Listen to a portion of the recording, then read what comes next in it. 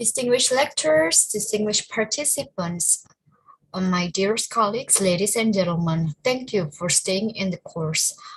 We hope that you are enjoying the training for the past 3 days. Today shall mark the final day of our synchronous learning. We will be discussing 3 subjects today, consist of the fundamental of labeling, food labeling, and design of labeling. For the first agenda of today's training, may I invite Dr. Viadini Putri to give a presentation on the fundamental of labeling. Dr. Via,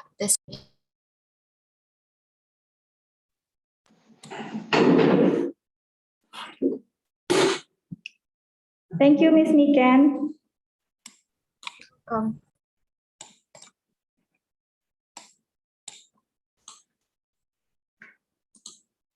Okay, good evening, Indonesia, and good morning to our friends in Caribbean, Central American, and South American countries. Yesterday, after we talked about food packaging, now we're going to continue to the labeling. So, okay.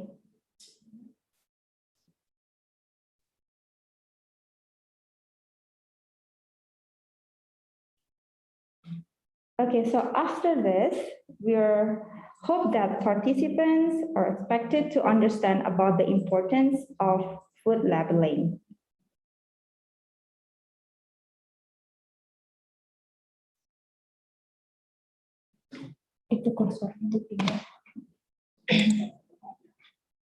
Okay, food labels are information media that contains information regarding the food or the processed food, and it should be provide correct and clear information for the public. So labeling includes any written, printed, or graphic matter that is present on the labels accompanies to the food, or is displayed near the food, including that for the purpose of promoting its or disposal. It's based on FAO 2007. So labels means any tag, mark, pictorial, or other descriptive matter, written, printed, stenciled, marked, embossed, or impressed on or attached to a container of food. Okay, so one of the main aims of labeling policy is to prevent the food seller from deliberately misleading consumers through false representations on the package.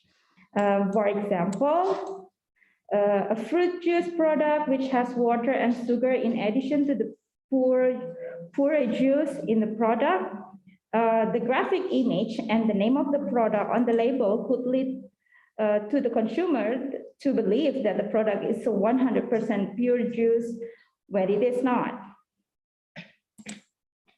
So the food label also means of communications between producers and consumers about the food products. So the food labels can also influence people's decisions before buying and or consume the food. Therefore, food labels that trade needs to be regulated to contain the correct information and not misleading the consumers. So in here, the consumer need to understand and use the labels. It will help the consumer to make a healthier choice for the food. Because as we know, there's some label of the food packaging, they're showing the calories and the nutritional information and also the allergies information that help the consumer to decide of their food choices. So the labels should be designed to be as simple as possible when not omitting important information. Okay, the following are the general guidelines principle for effective labeling. The first one, a standard format to convey the same information is preferable to avoid confusions. A label on packaged food should not be separated from the container. The statement on the label must be clear, prominent in the labels, and readily legible by the consumers. And if the worker covers the container, the worker must carry the necessary information, or the label must be easily read through the other worker. And the name and the net contents of the food must appear in a prominent positions and in the same field of visions.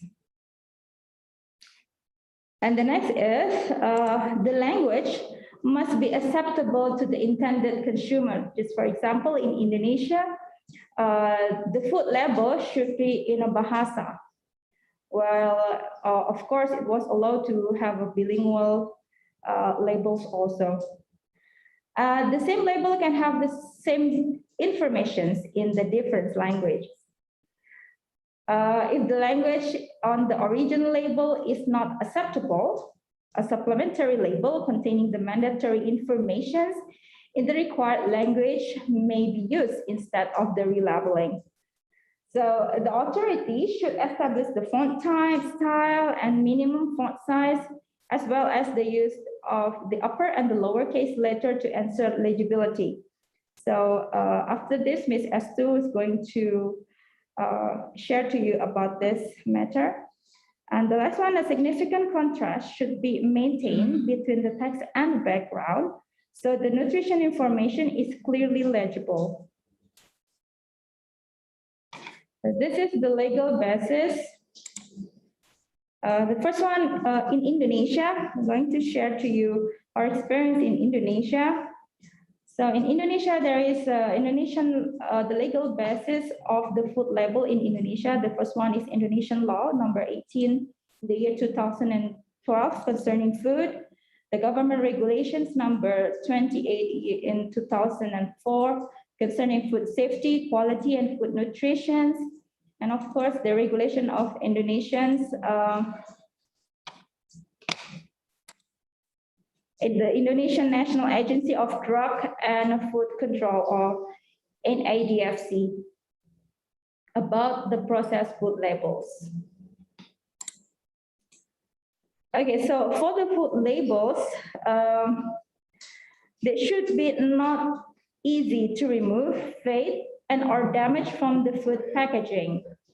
And it must be included in the easiest to view and read sections of the food packaging, and in accordance with the label approved during the distributions or the marketing permits. And this is mainly for the retail packaging like this one. Retail packaging is the final packaging of food that cannot be opened to be repacked into smaller package ready to be traded. This retail packaging is the packaging accepted by the consumers and includes all label information. So the inclusion of information on the label must not be easily separated from the packaging and not easily fade or erase or damage. Okay, this one is based on the regulations of Indonesia's National Agency of Drug and Food Controls for the processed food. For the processed food label, at least contain information regarding, first one is the product name and the list of material used, the net weight or net content, name and address of producer or importers, halal for those who are required, production date and code, expired statement, distribution or marketing permit number, and of course, the origin of a certain food ingredient such as soy protein, pork fat, cacao fat, or genetically modified organism, or even irradiation food.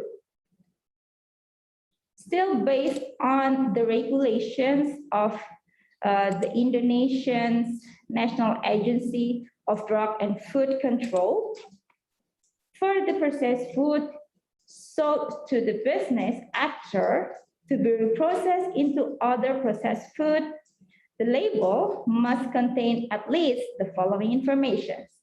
The first one is the product name, the net weight or net content, name and address of the producer or importers, the halal for those who are required, production date and code, and also the expired statement. Okay, so for the processed food label guidelines 2020 from the Indonesian NADFC, the label must be attached in the processed food produced or food imported for domestic trade in a retail packaging and food that is further processed. And the second one is for the food additives and the processing aid materials. Okay, for the general provisions, still from the processed food label guidelines 2020, the label must be written and printed in Bahasa. And if the information on the label does not have equivalent word or cannot be created in Bahasa in Indonesian language equivalents, the information may be included in the foreign terms. The example is just like words, sentences, number, or letter other than Bahasa or Indonesian language. Example, the product type names such as kimchi, gochujang, truffle, and are also technical or scientific term to describe a type of material used in the ingredients list. For example, potassium iodate in iodized salt product. And the image, color, and or other design can be used as background as long as they do not obscure the text.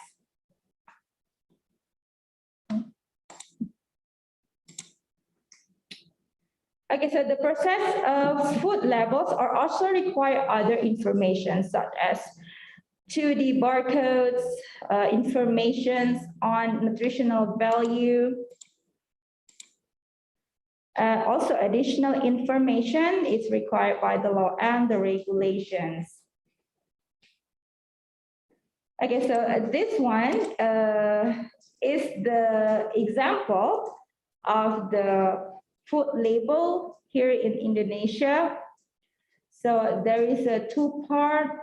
The first one is the easiest part to view and read, usually at the front part of the product. There will be a trade name and also the product name or the product type. And there is a halal logo. But of course, the product should be already certified by the halal authority. And there is a statement to how to save the product, the manufacturer's name and address, the distribution permit number, the expired date, content or net weight, while the other part of the label that has been placed in another part of the product, it can be consist of ingredient list, allergen information, nutritional value information, how to prepare, the production code, and also the 2D barcode. And this 2D barcode can be contained of additional information, even just like an advertisement of other product from the company.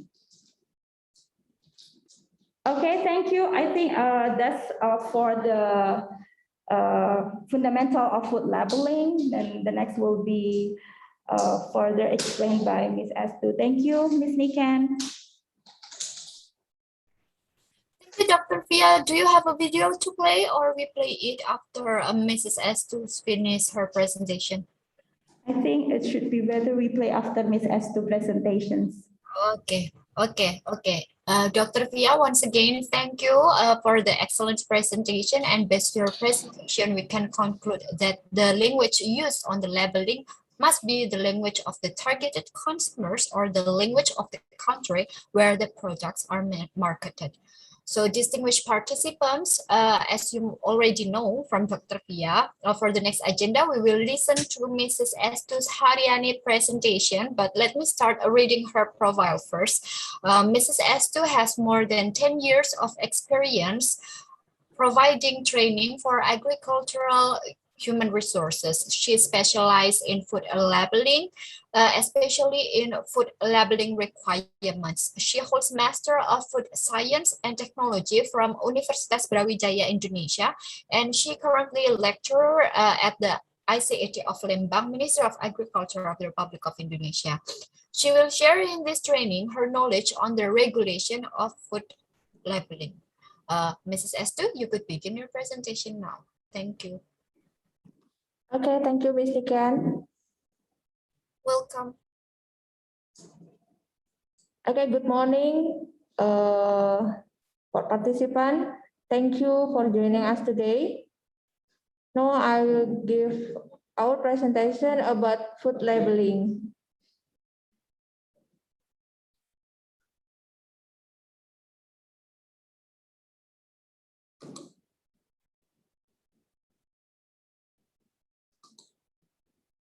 And our plan is to cover the basic of food labeling. Okay, this is the specific learning objective. After learning, the participant can understand first the primary labeling term and the requirement of food labeling. We know that there are many food products in this world. Can you imagine if the product is packaged and marketed without a label? Like this, for example, or this, we don't know what products are being sold. Is it the juice with various tastes or maybe the soap with various essence? Another example like this. Is this beef in cans for human consumption or maybe cat food? A food label is the main way that companies communicate with consumers about their food product. Consumers are making their purchasing decision based on what they see on the label, so brands need to be putting their best foot forward. So the question is, what must appear in food label? In addition, government and regulatory authorities are consistently creating and updating, regulating on food label requirement. It means that food manufacturers must not only work to satisfy consumer, but also comply with regulation. An international body known as Codex Alimentarius has developed general food labeling standard, but they are voluntary and countries apply this standard in different way based on national requirement and interpretation. Each country has their own rules and regulation regarding food labeling. So we'll be going over with our generally speaking, the mandatory requirement for retail conventional food labeling. So these are basic elements that should appear on the food labels, and so we'll go through the basic needs of each one of these today.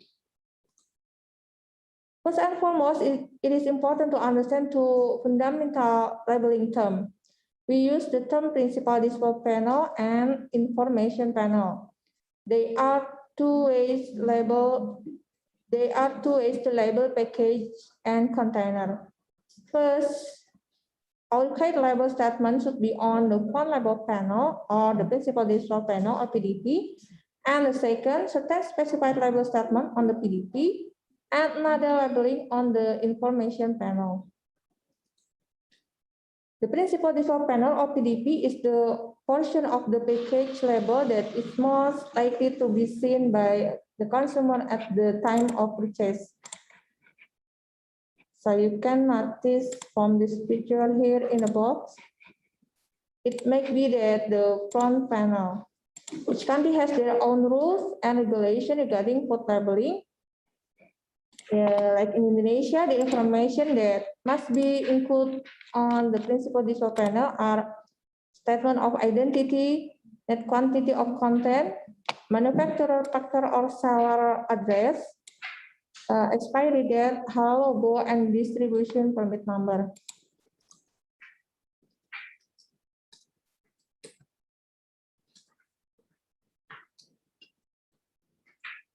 Then,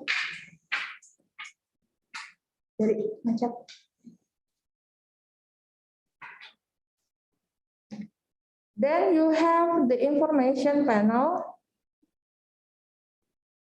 The information panel is the panel that is immediately to the right of PDP is displayed to the consumer unless the panel is unusable. For example, if it has flat or has a container shape that doesn't allow for labeling information to be presented there. There are some exceptions for smaller packaging to the information panel placement, but generally speaking, again, the panel that's to the right of the PDP. And now the first and the essential element that will be presented on PDP is what we call the statement of identity. Statement of identity consists of trade name of processed food and a name of type. Trade name or brand can be in the form of image, words, letters, number, colors arrangement, and other forms that have distinguished power. Brands are asset which has value very high because brand can be the ID to distinguish, make easier for our product to be known as promotional tool so that enough to promote the product by mentioning the brand, and also as a guarantee for product quality. For example, most of us are familiar with Oreos. When somebody say Oreo, we know that what we're talking about. But that's not name of type of processed food. And if you look on an Oreo package, you will see in a tiny print, there is a name type of processed food, something like chocolate sandwich cookies, something that will describe to the consumer what the product is.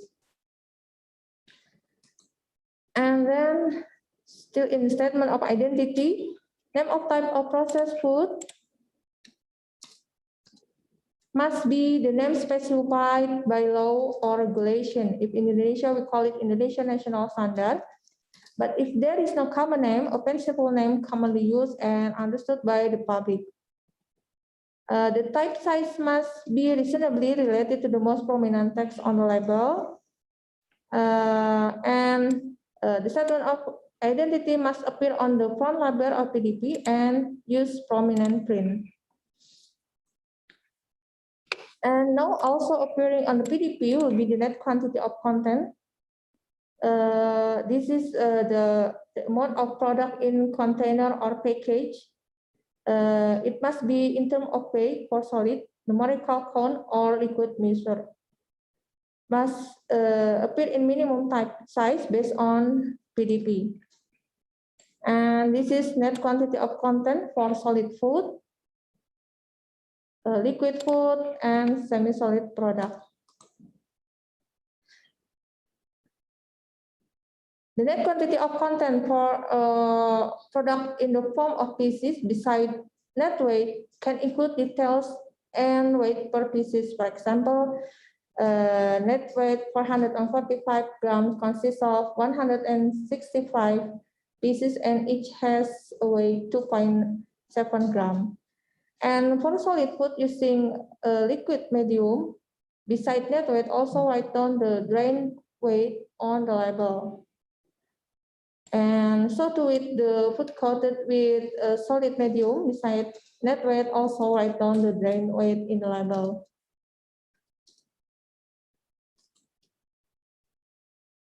And the third is manufacturer, packer, or seller address. The label must state the name and address of manufacturer, packer, or seller. The address list must at least include the name of city, postal code, and country.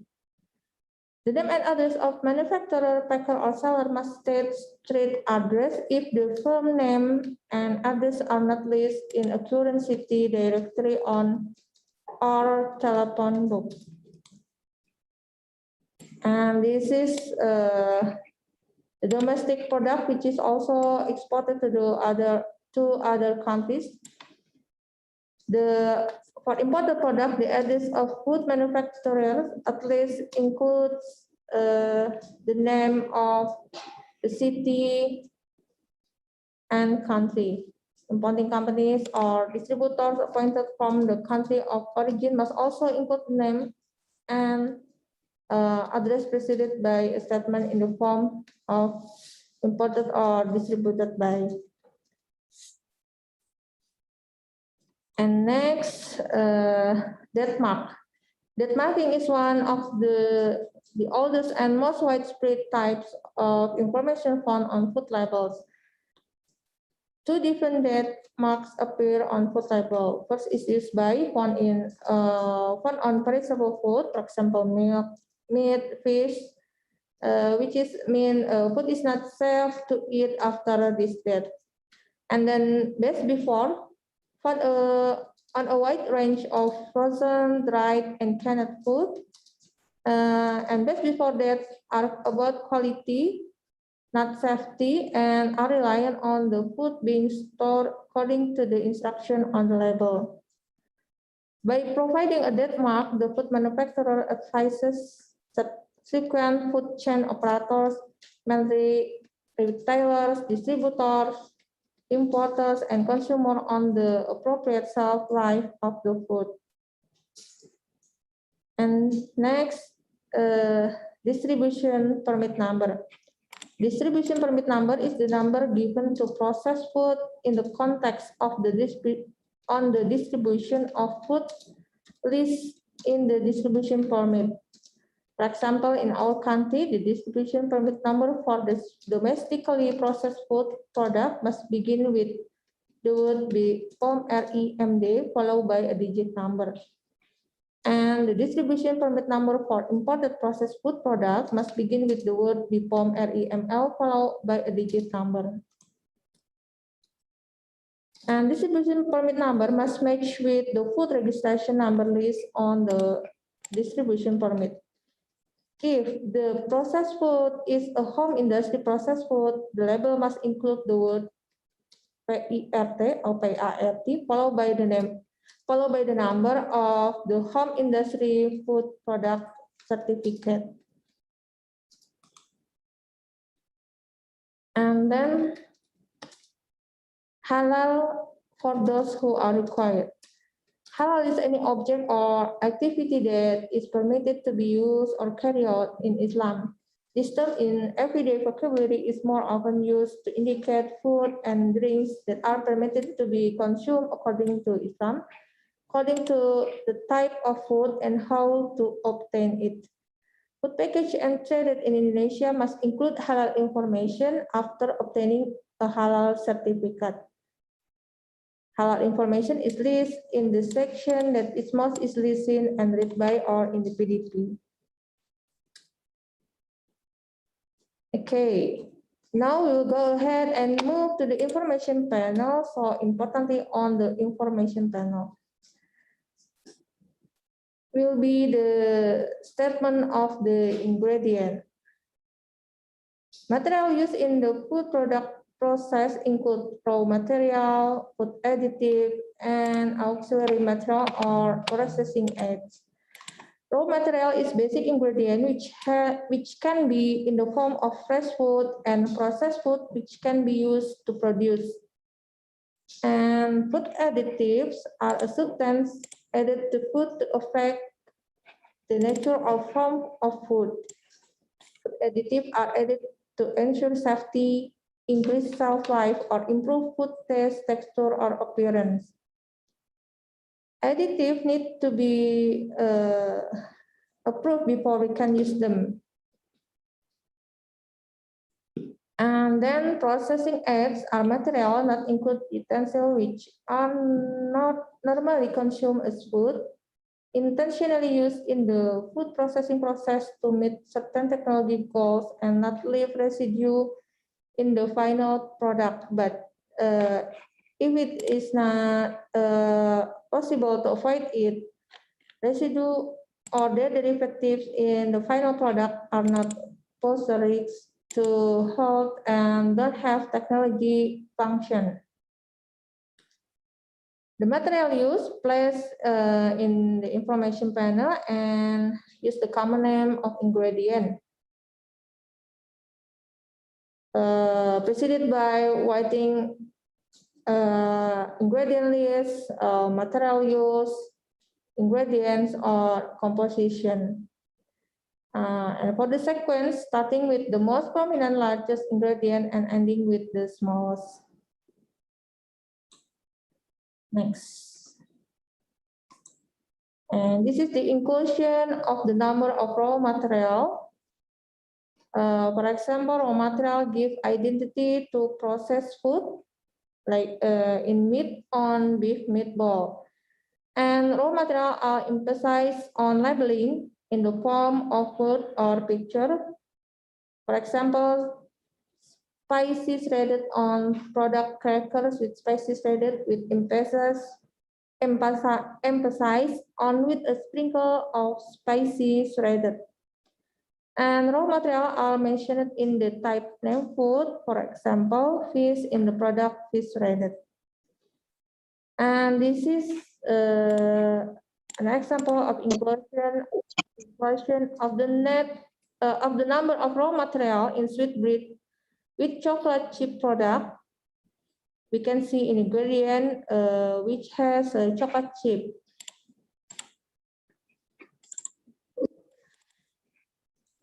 And this is how to include food additives in the ingredient list. Especially for food additive, antioxidants, sweeteners, natural or artificial, preservatives, coloring agent, natural or artificial, and flavoring agent. Type name must be included special for coloring.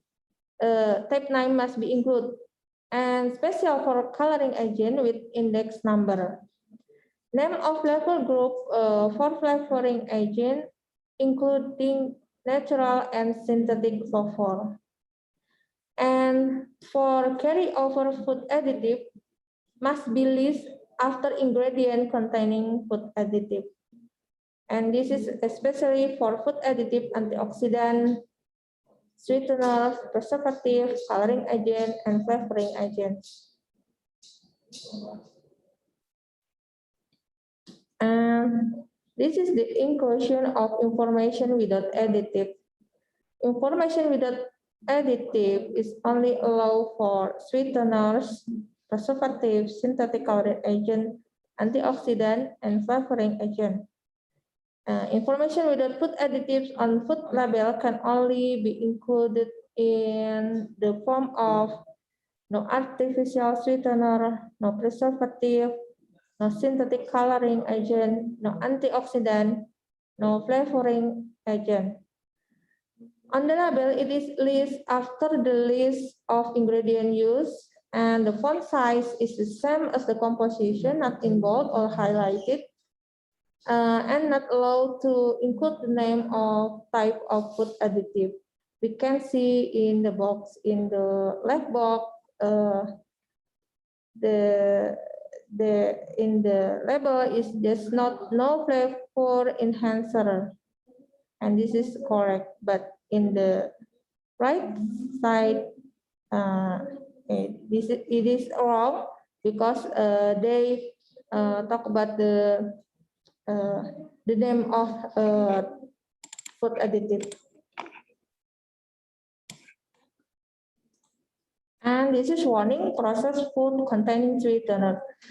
For processed food containing artificial sweetener, for example, we can write by containing artificial sweetener, it is recommended not to be consumed by children under 5 years old, pregnant women, and breastfeeding mother. And warning for processed food for diabetics, we can write for diabetics and people who need low-calorie foods. And for processed food containing aspartame, we can write contains phenylalanine, not suitable for phenylketonuria patient. And then for processed food containing polyol, we can write overconsumption has a laxative effect. Okay. The number 8 is a production date and code. Production date and code must be set on the label and placed in a section that is easy to see and read. The production date and code on the label is preceded by the word production code, followed by the batch number and production date. And then the 9 is the origin of certain food ingredient. Origin of certain food ingredient from animal or plant, it must be stated on the list of ingredient in the form of the name of the material followed by the origin of the material. For example, beef gelatin, lard, vegetable oil, soy protein, cocoa butter. And then for food produced to special process consists of genetically engineered products and irradiation products. Genetically engineered product must include genetic engineering products, and for irradiation product must include irradiation, or we can use this logo. And warning for processed food derived from pork. Processed food containing ingredient derived from pork must be one that they contain pork. And processed food whose manufacturing process intersect and use share facilities with ingredients sourced from pork are also warned as below. The information of this is listed in the section that is most easily seen and read by PDP. And then next information is about barcode. There are two types of barcode, two-dimension barcode and one-dimension barcode. Two-dimension barcode, a code that can be read by tracking application used for product identification, tracking, and traceability. QR code contains information about distribution permit number and validity period distribution permit. And one-dimension barcode consists of a perpendicular line with different thickness, type, dimension, and color density. Unique identification of a product and appropriate and fast information transfer media.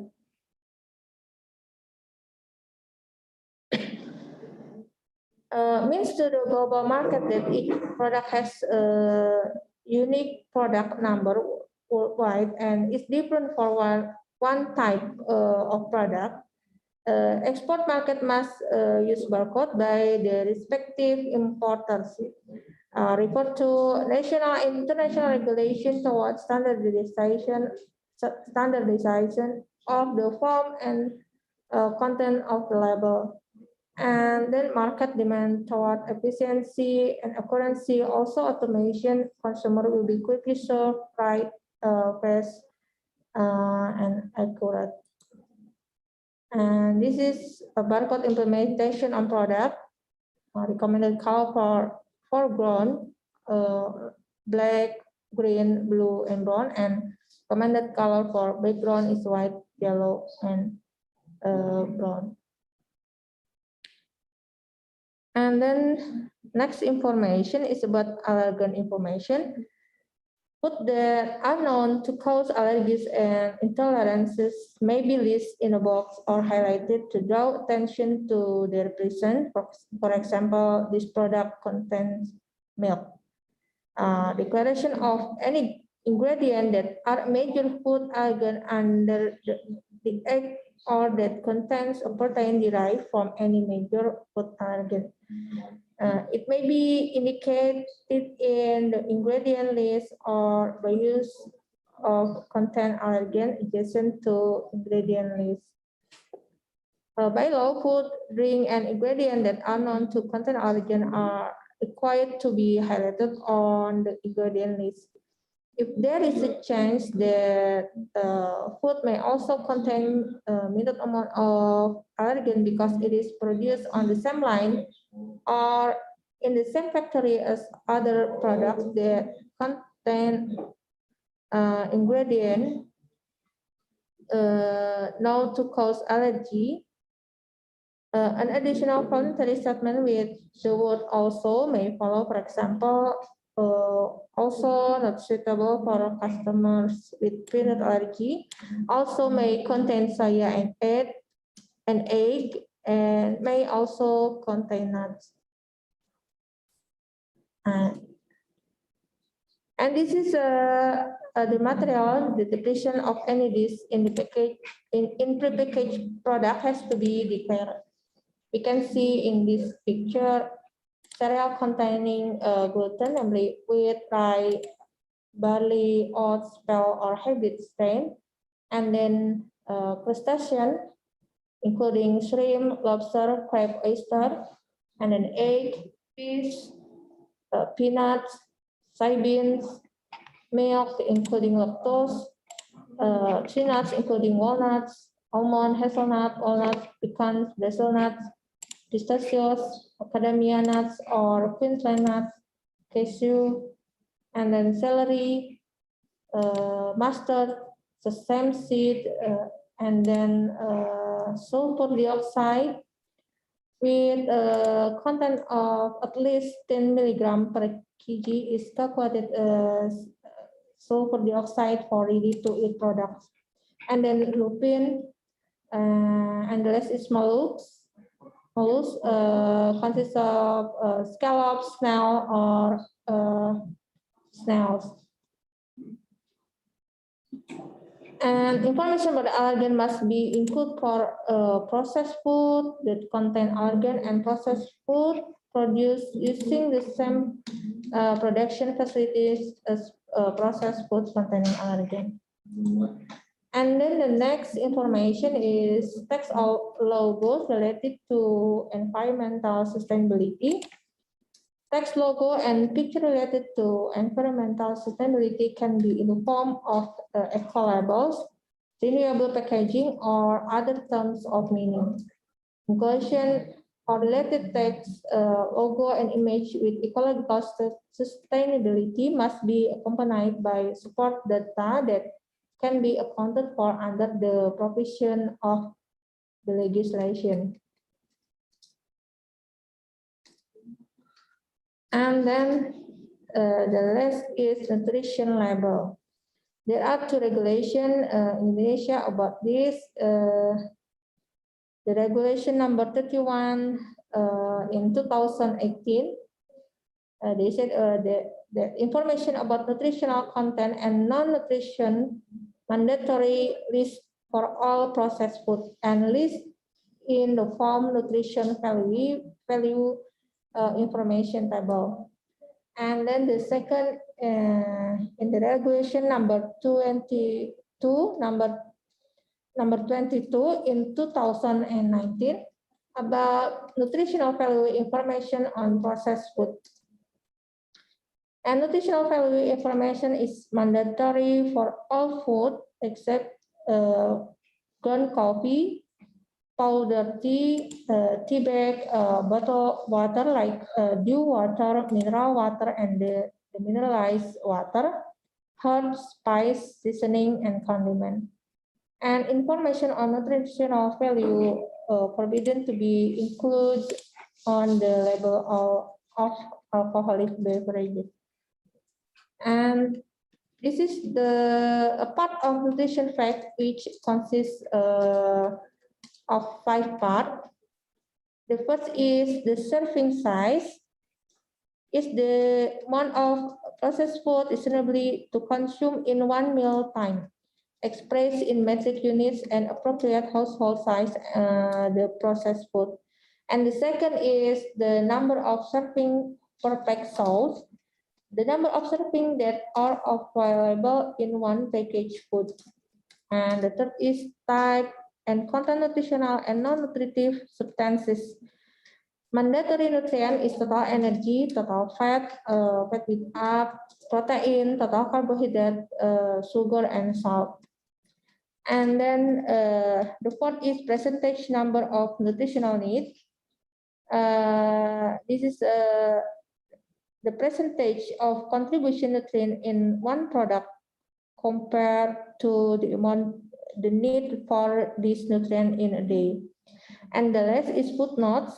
are information that explain that the percentage of nutritional need indicated in information calculated nutritional value based on energy requirements 2,150 kilocalorie for general group. This energy requirement can be higher or lower, tailored to your need. And in the United Kingdom, most of the major supermarket and many food manufacturers voluntarily display nutritional information on the front of prepackaged food and drinks. The government recommended from red, amber, green color coding and percentage reference index. This is often known as a traffic light labeling. The red, amber, and green colors show at a glance whether a product is high, medium, or low for fat, saturated, sugar, or salt. The color coding can be used to compare two products, and the portion size is given on the pack. And if a consumer is eating more or less than the portion size shown, then the number shown on the label need to be adjusted accordingly. And then the next is information about storage and preparation condition. In case where food requires special storage condition of use, this must be clearly indicated. When necessary, the instruction on how to prepare and cook the food must also be given on the label. And then this is a prohibition on the use of label. There are statements or, for example, the statement or information in any form that food concern can function as a drug. One example of writing the wrong label is on the label pickled onion product. Have the statement can cure coronary heart disease. This is because pickled garlic is categorized as food, not medicine. So that this is prohibited. And then for the second example is the statement that processed food can increase intelligence.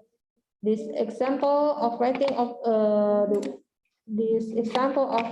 the wrong label is on the milk label powder. There is a statement make children smarter. This is wrong and should not be done because it doesn't have a strong legal basis like medical research. And then the third is a statement that the consumption of the processed food can meet the need of nutrients. One example of writing the wrong label is on the milk label for cream powder includes the statement meets nutritional needs every day, while only consuming this product alone cannot meet a person's nutritional needs in a day. And the last statement is a statement containing the absence of a component that is naturally not in processed food, unless there is a data supporting or general standard of processed food containing the component.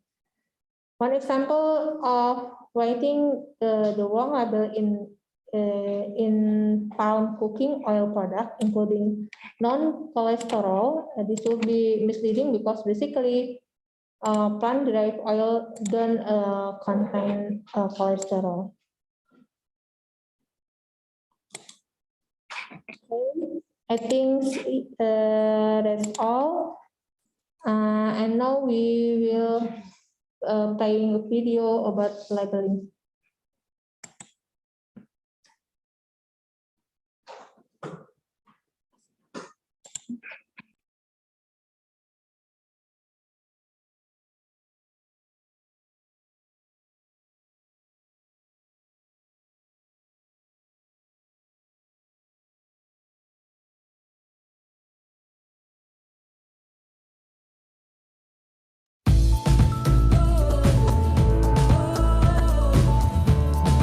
Model 1, Standing Pouch Label. Prepare the standing pouch. Prepare the label that has been printed on sticker paper. Remove it slowly.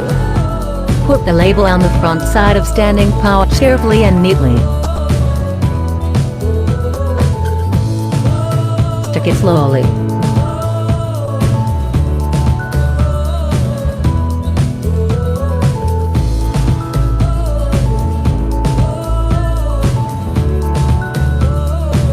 Do the same on the back of standing pouch.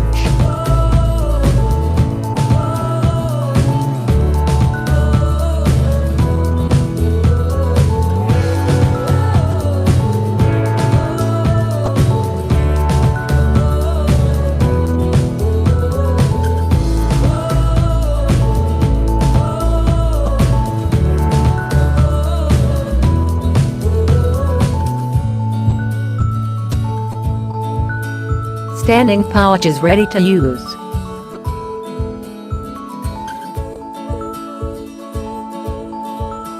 Model 2, glass package label. Prepare the glass package and the label. This is the label that have been printed on sticker paper. Remove the sticker slowly. Put it on glass package. Stick the label neatly and slowly till it cover the glass in a circle.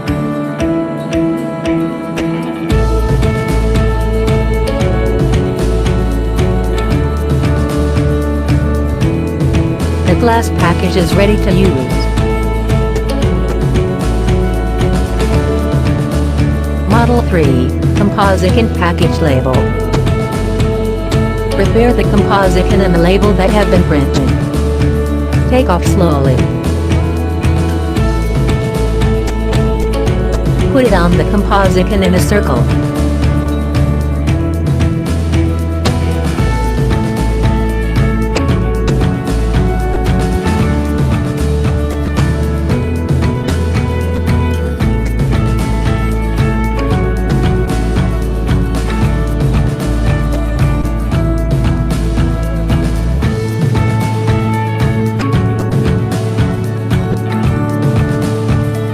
The label is already attached to the composite in package.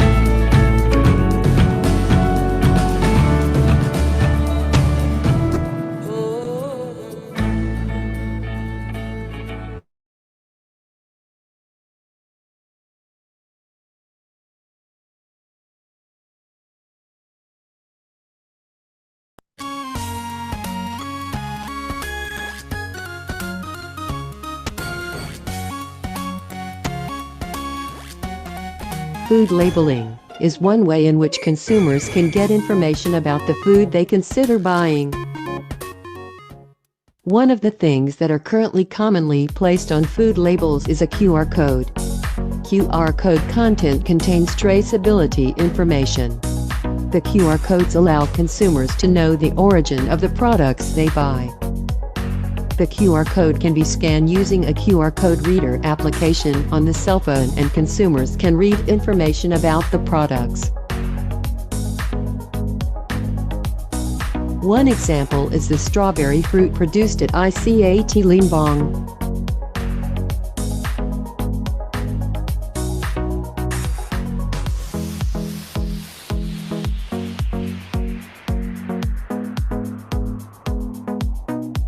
Strawberries are planted and harvested from the ICAT Limbang production field.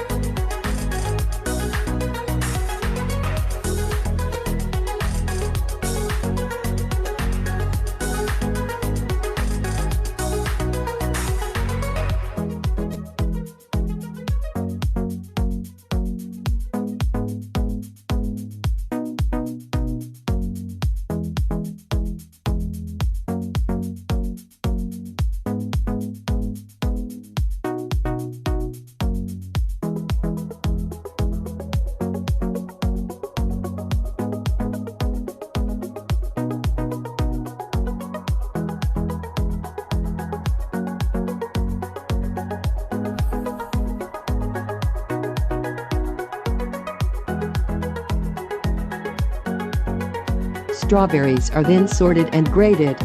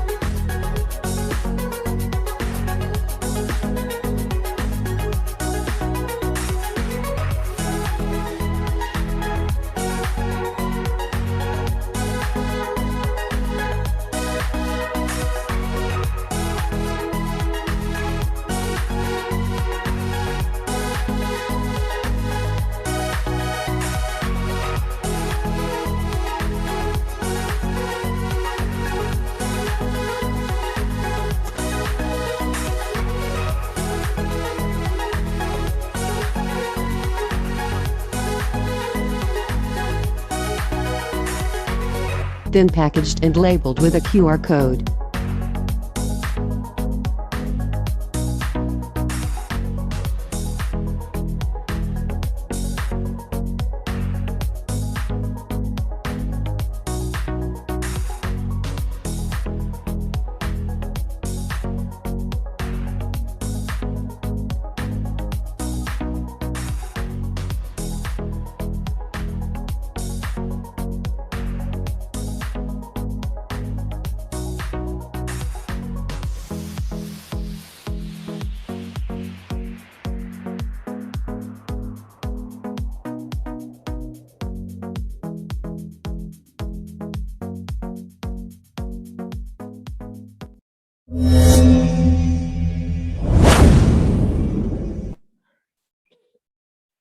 Okay, thank you, Mr. Ken. Mr. Ken? Yes, yes. Yes. Yes, thank you very much, Mrs. Esther, for the excellent presentation and of course for the very interesting video about food labeling. Based on your presentation, we can conclude that a labeling of food products indicate, among others, the identity of food products included within, as well as the ingredients and expiry dates. So participants, we are now opening for the discussion, and the discussion remains open until 9:30 p.m. the time zone of Jakarta. It means we still have 33 minutes for the discussion. We are going to start with a first question from Reverend Jorge from Honduras. His question is: the QR code a substitute to labeling? Maybe a substitute to a conventional barcode, like even 2D or one-dimension barcode. Please, Mrs. Esther.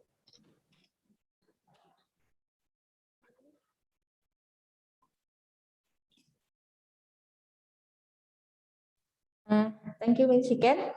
QR code is not a substitute to labeling, but it is addition information in the labeling.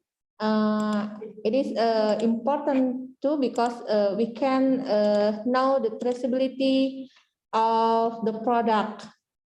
Because in the QR code there are a lot of information that we can find it.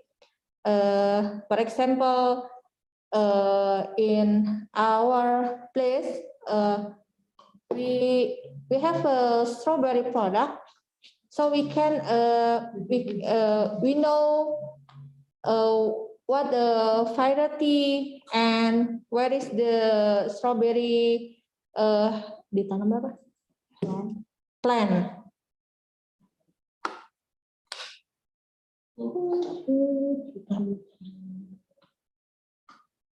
Miss Pia, maybe.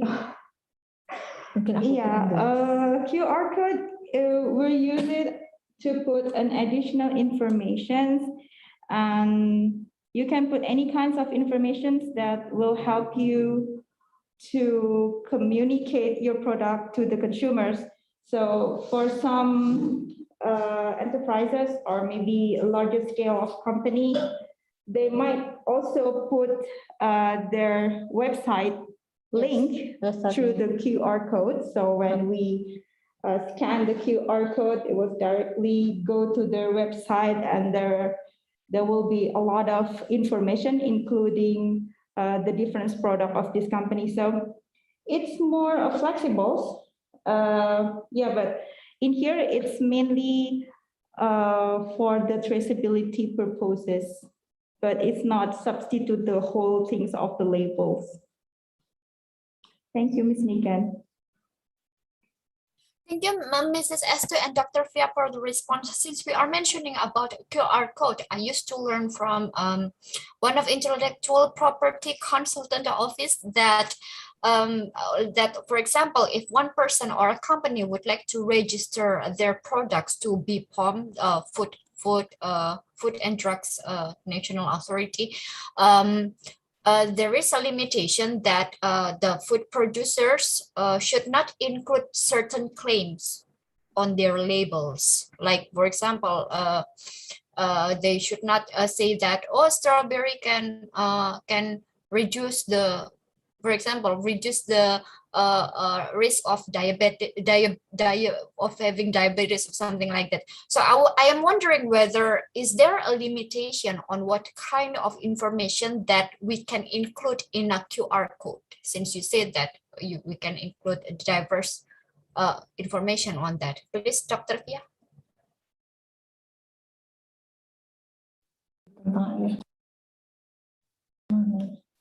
Yeah, for the QR code in here or experience is, yes, you're right. It's not included many kinds of informations that might be misleading the consumer of the product. Just like what you said, just like Ms. Astu said also in her presentation, for some information, just like strawberry can reduce the diabetic, or maybe some of the milk can make your children smart. Of course, it was not allowed to place it in the QR code. Once again, it was put in the label. In one of the prerequisites of the label is the information was made not to misleading the information of the product itself. So of course, it will be checked, and yeah, it's mainly for the traceability of the product. For example, where's the product comes from, the type of variety. For example, for our strawberry here, the variety, and also of the place or the garden or the production field, which production field we are harvesting, and the production age and something like that. So yeah, it was not used to put any claim.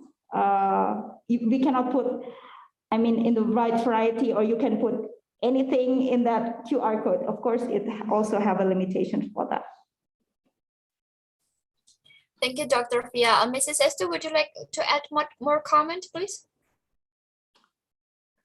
I think it's enough. Okay.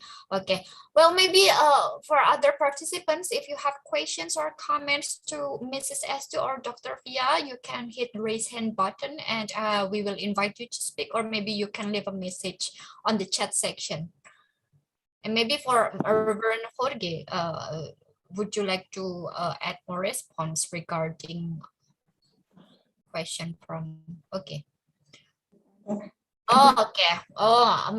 Mr. Jorge was saying like, I feel like the more information, the better. But as a cook, being as close to production as possible, for example, when something can be served fresh or direct farm to table, what could be considered the obligatory data when manufacturing?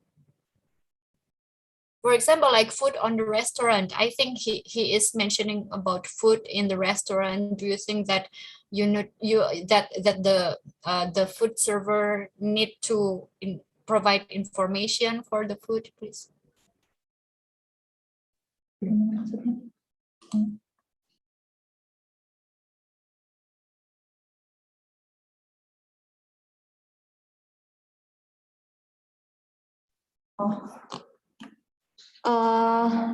Maybe for culinary product. Yeah, okay. In Indonesia, maybe we can add some information. Actually, in allergen information maybe. Allergen information because allergen information is very important because it can make trouble with health and also with that. So when a restaurant make food or they serve food, they must give information, full information for consumer to give about what the product is, so the consumer can know and if they allergen or something that can eat, they can not to eat that. Yeah, maybe I can add a little bit.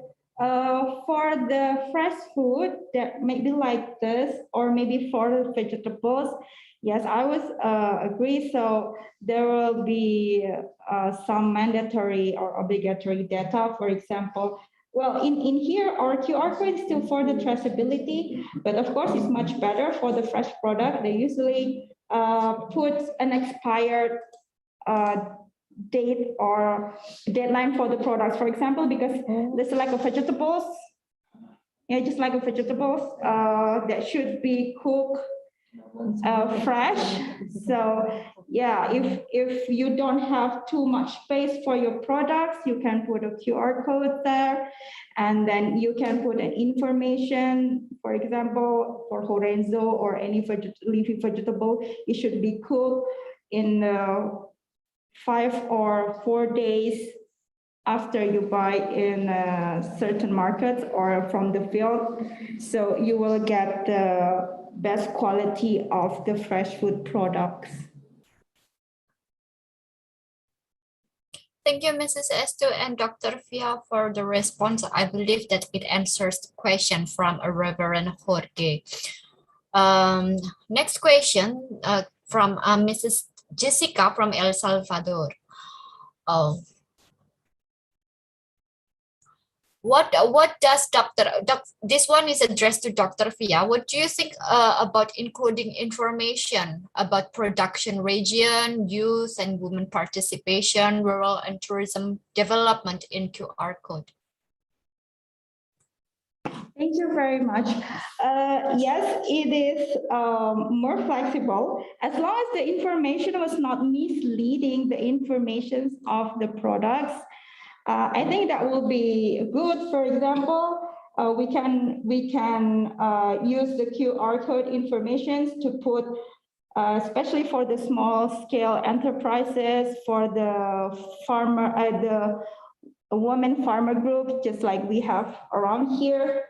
Of course, they can put an information in that and stated that this product, it has been produced by the farmer, the youth or the women farmer. They can put an address in that. And if the consumer wants to find another product, they can put in there. And of course, the Ministry of Agriculture is really support this information for the small scale and medium enterprises.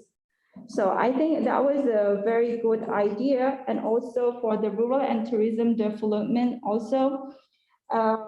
Actually, the QR code has more flexible things that we can put in there. Even just like in our office, when you enter the office, there will be a QR code in there and you can scan with your cell phone and you can find out the information about this office. Or even for some rural or tourist destinations, sometimes they can put they can also put an information in a certain place that stated and explain what's the tourist destinations around also. So, but for the food label, I think the most important thing is the information was not misleading the information of the products. Thank you. Thank you, Dr. Fia, for the comprehensive answer. Okay, well, maybe Dr. Fia, if you have a quiz or game, maybe we can release it right now. Okay, we'll have another game. Just like, it's a little bit different than yesterday. I will copy and put it in the, okay. This is our game, our quizzes for today. Okay, Dr. Fia, thank you very much. I will also share it in the form of share screen.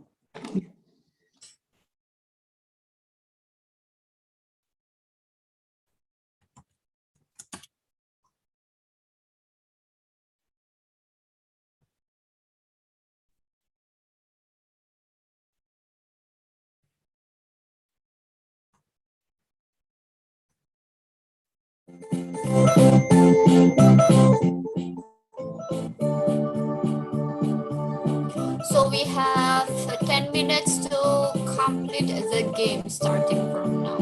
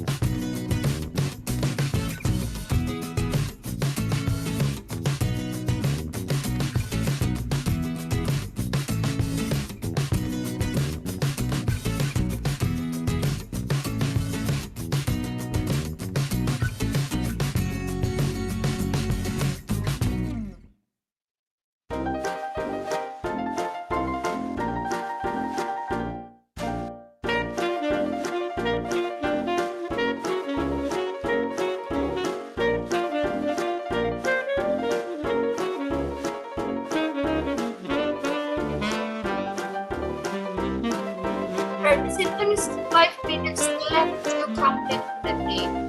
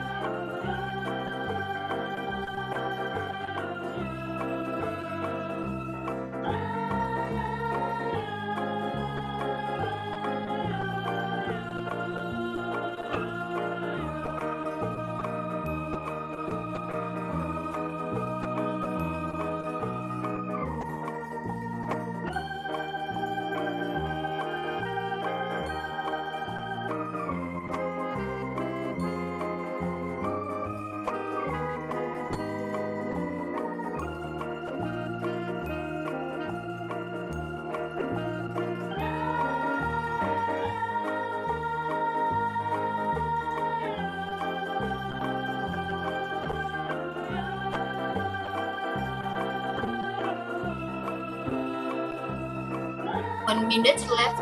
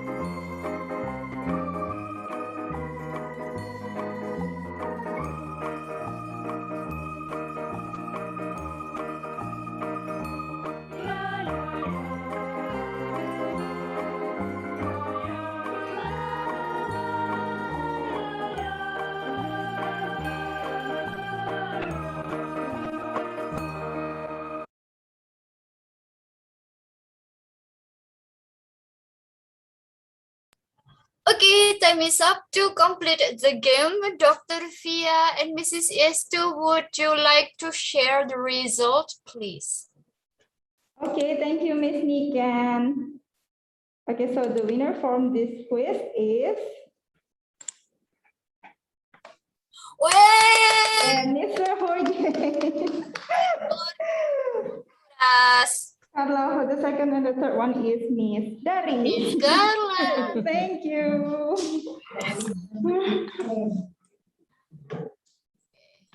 Yes, I believe that participants are enjoying the game.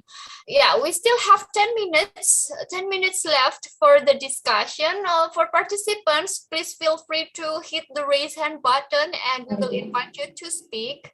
Or maybe you can leave a message on the chat section. Miss Niken, Yes. maybe I can a little bit adding more information for Mr. Jorge questions previously. Oh, okay, sure, Dr. Fia, please. Yeah, for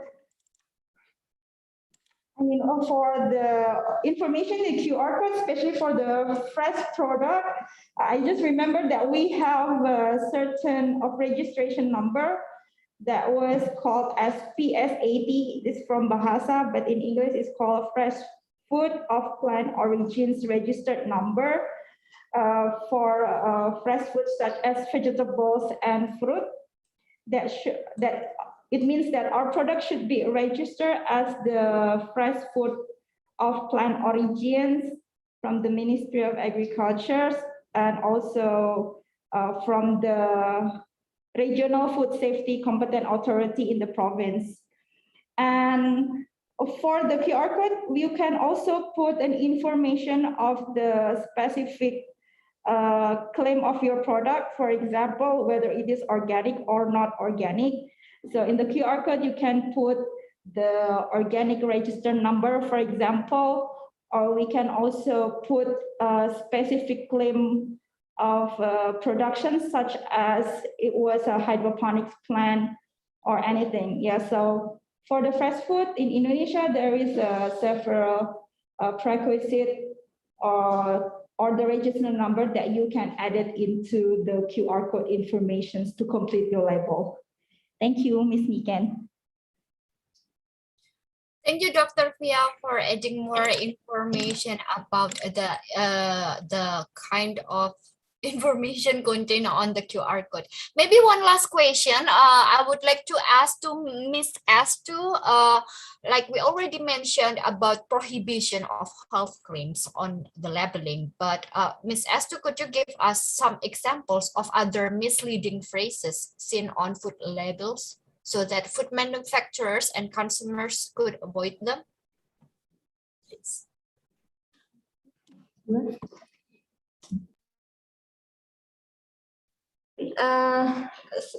Prohibition on these of labels. There are several statements for the first is a statement or information in any food the food concern can function as a drug. And this is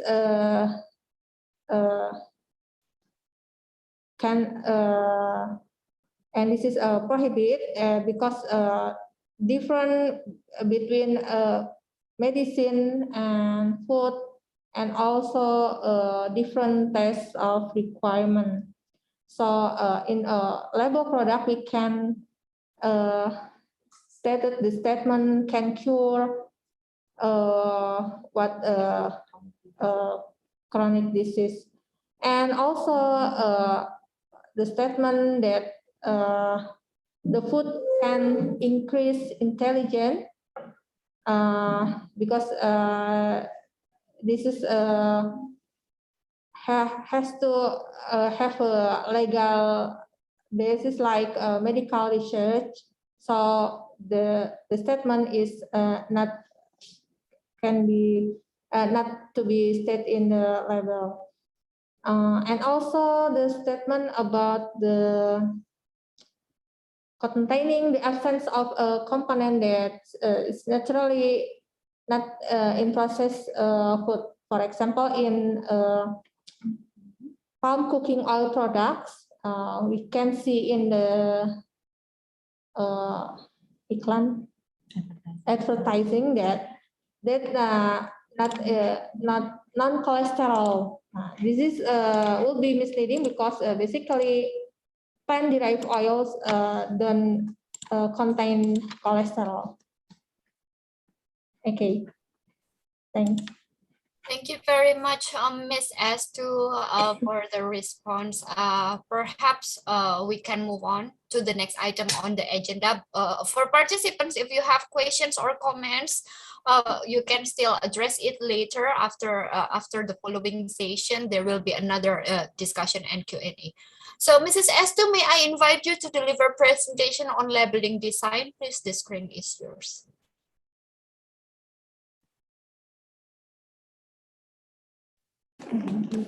Okay, thank you, Mr. Ken.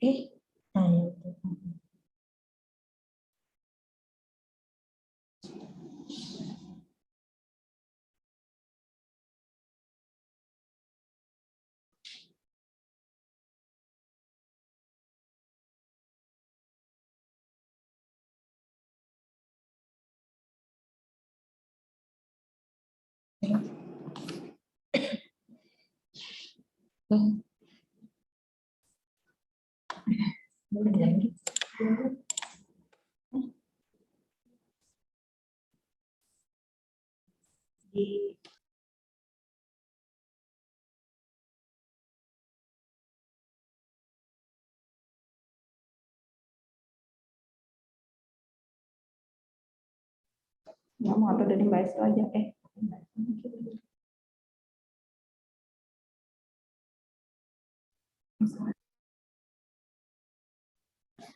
I'm sorry, there is a technical problem here. Okay, Miss Estu, will you play a video or you will share a presentation file?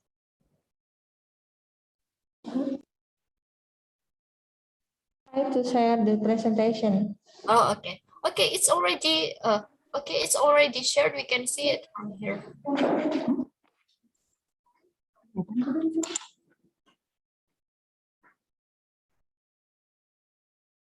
Kelihatan nggak di tempatnya Mbak Estu?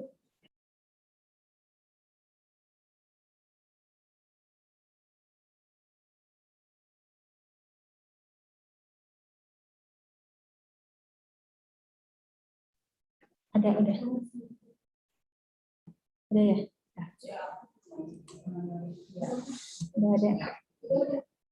Ada. Okay, thank you, Mr. Ken, for the time. And now I will give our presentation about design of food labeling on Canva.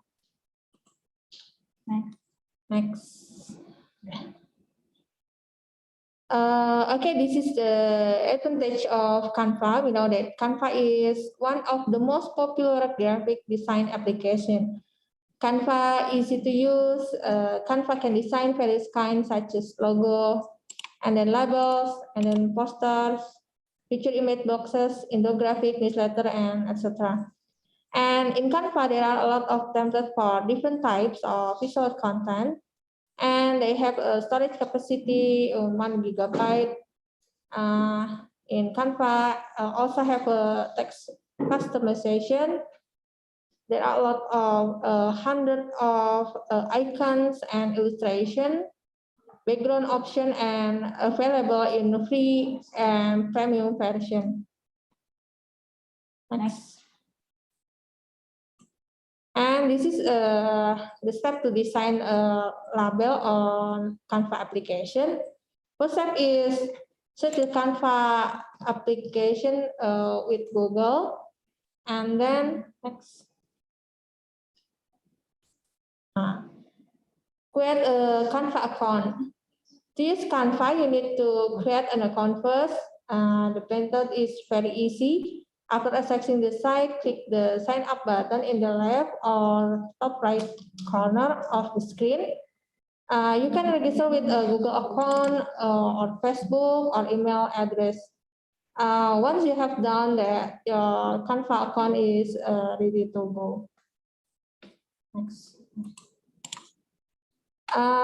You can log in by, if you have already account before, you can log in by Google or Facebook or Apple. Next. And then next step is start to create design. After the Canva account is created, you will be taken to the main page of the application. And to create your first design, click the Create Design button. Then you can select the type of visual content you want to create. And then after you choose to create design, you can choose a label template. You can design a label with the help of templates. Next, if we choose after we choose a template, you can edit it. And the first step we do is to choose a background. Actually, there are two menus that you can choose from when you want to specify an image for your design. Backgrounds, namely photos and background. And then next, in the photos menu, you can find a variety of photos with a different style.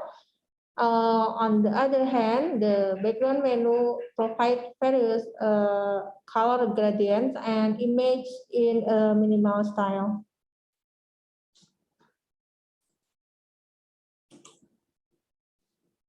To add text to your design, you just click the text menu. There are two ways which you can use to add text. First, you can choose from a variety of templates provided by Canva. This method is easier because the user just replace the existing text in the template. And however, you can add text manually if you are not interested in the variety of templates available. Okay, next.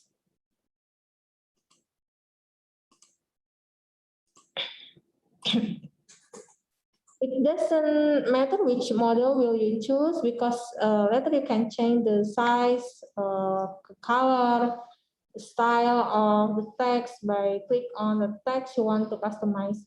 Besides being able to change the text, you can also move the location. You just need to click on the outline of the text box and drag it to the field that you wanted.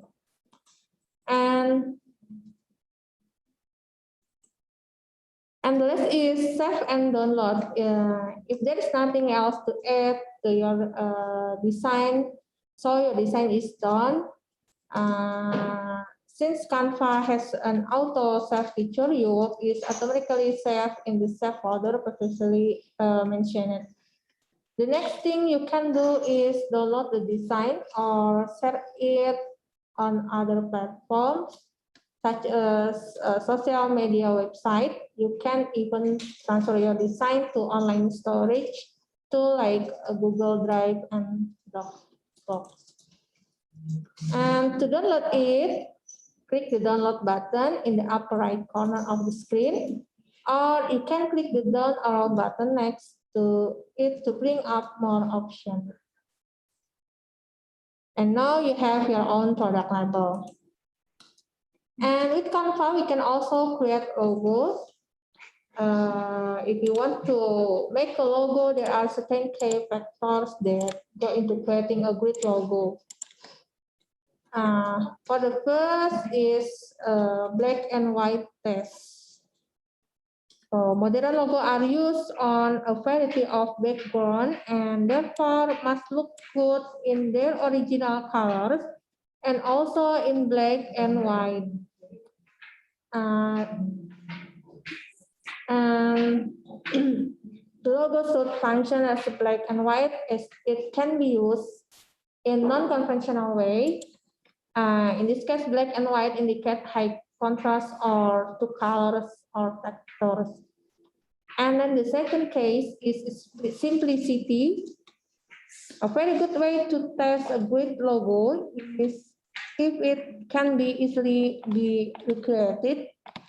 And simple logos are often more memorable than overly complex one. And then the third is symbolism. A touch of symbolism helps add content and meaning to what is otherwise a collection of shapes. And then the fourth K is adaptability. When modern logo must be adaptable or responsive depending on the medium or device it is being viewed on. And the logo must legibility or a grid mark must be clear, identifiable, and legible no matter the size without losing its luster. And then the rest, the label, the logo. A good logo is trendy. A great logo sets the trend is evergreen and become the standard for others in the industry.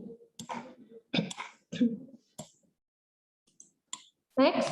And now we're talking about font, shape or style of letter. Things to consider in choosing a font label. If we see this slide, I think that we will find difficult to read. So the selection of font in label is very important.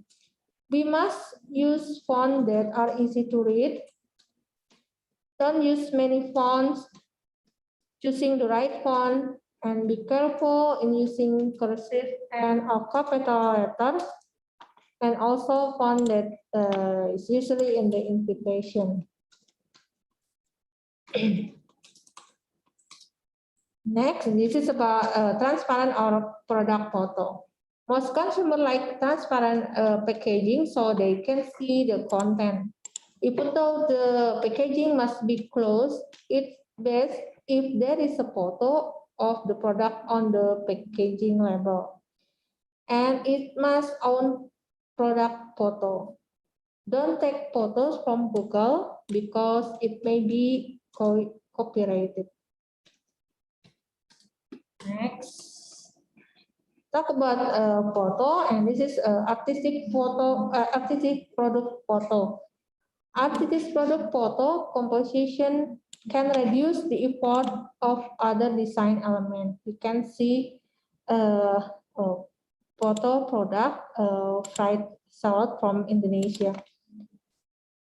And then next is about a color. Color selection that contrasts with all graphic elements.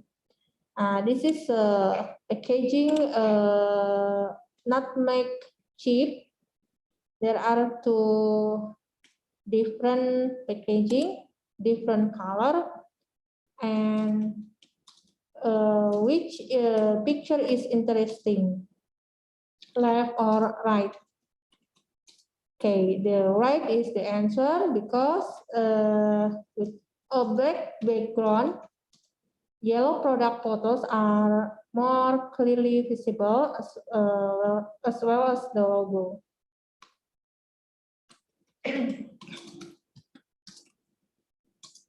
Okay, I think that's all. And now we will play a video about labeling. Canva. Yeah, Canva.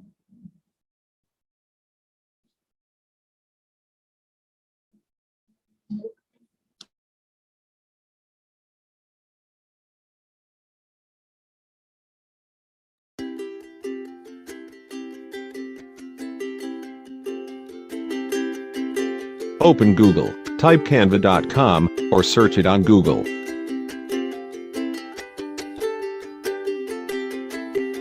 Make new Canva account or log in using Google or Facebook. Type label on the search column to get template recommendation.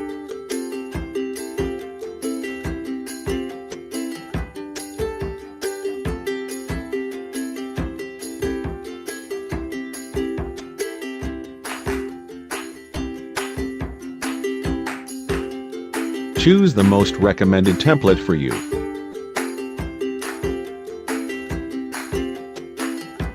Edit the template based on you need. There are many features to make your design more interesting, such as changing the color.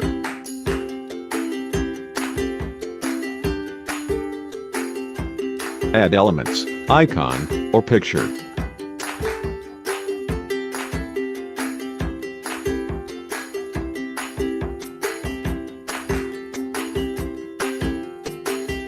Write your brand name.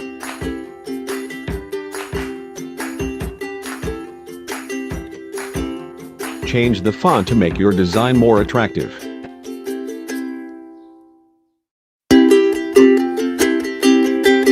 Set the text's layout.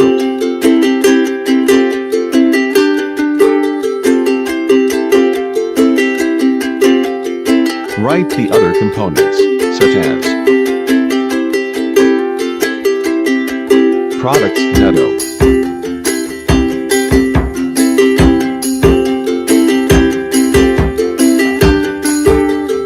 registration number,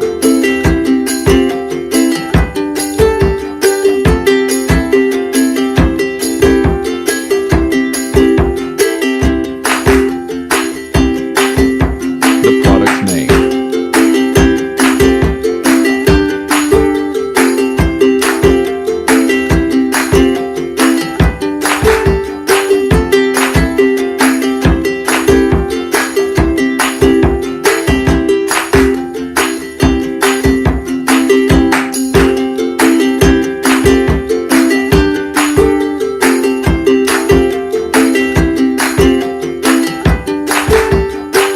composition,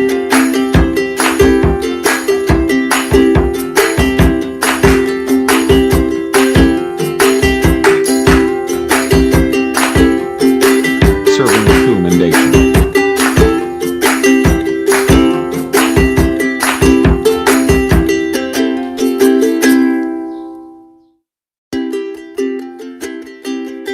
producer information,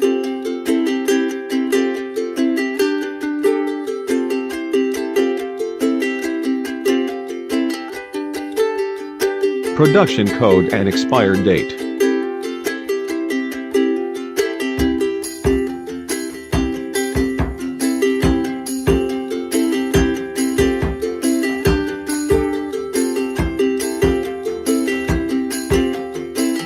Nutrition facts and halo logo.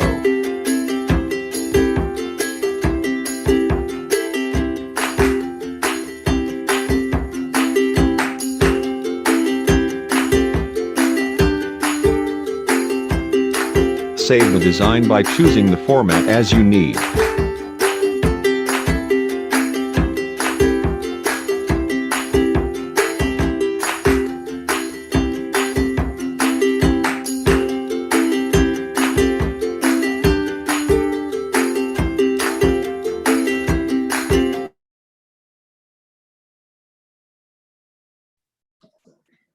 Okay, Ms. Niken. After this, we will practice labeling a product.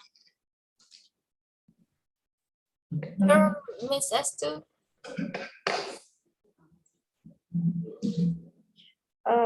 Okay, Miss Estu is going to show you about how we put a label. Especially this is used for the small scale or small and medium enterprises or homemade products.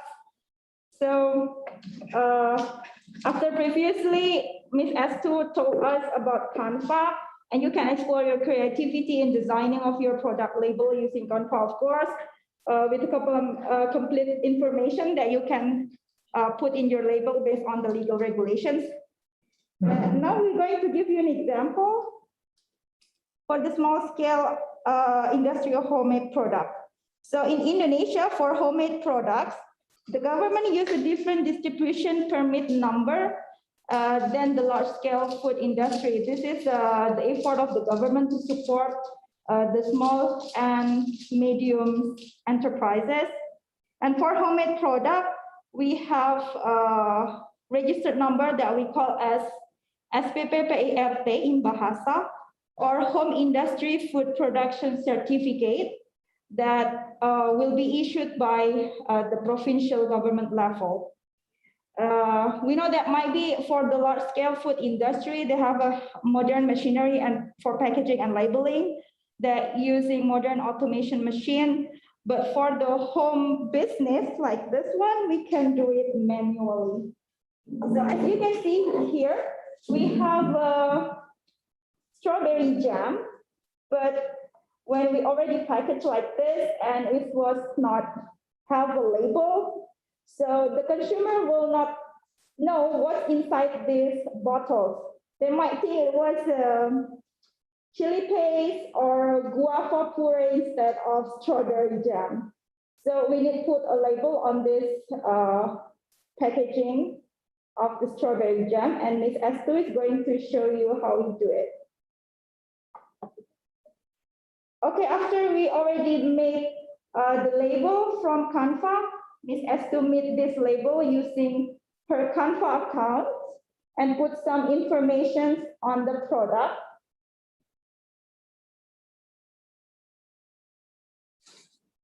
Okay, we can make our label using Canva, and then we put the labels on this strawberry jam bottle.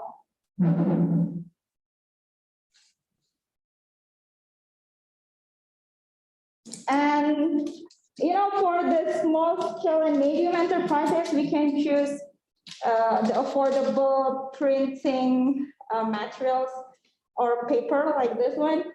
And to make it more, to protect the label also, we can put a seal using the shrinking wrapping, shrinking plastic like this one. So after we put a label, we can put a seal.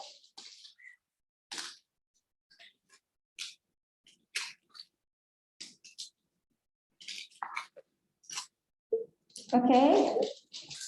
Yes, we can put a label, and then we can take out the plastic using a hair dryer.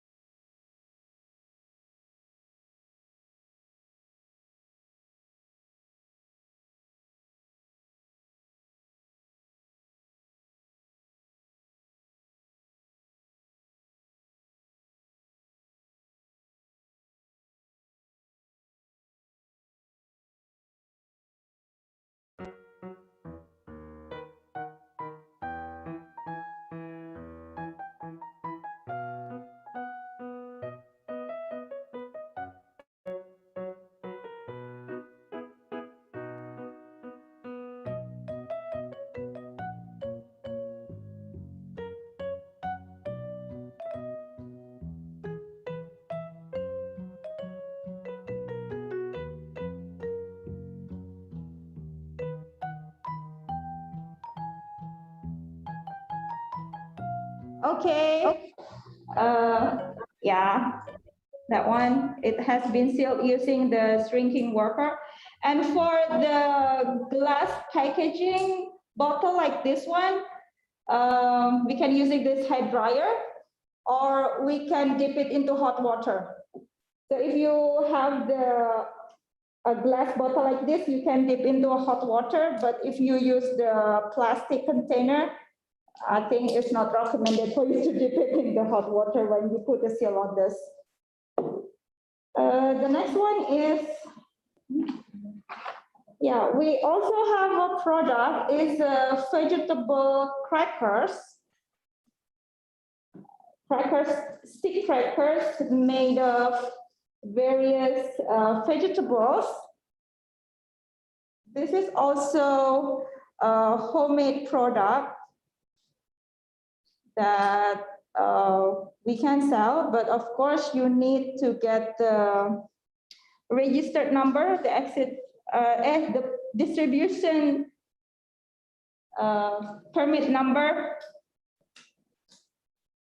We call it as the Home Industry Food Production Certificate. Okay, this packaging is combinations packaging.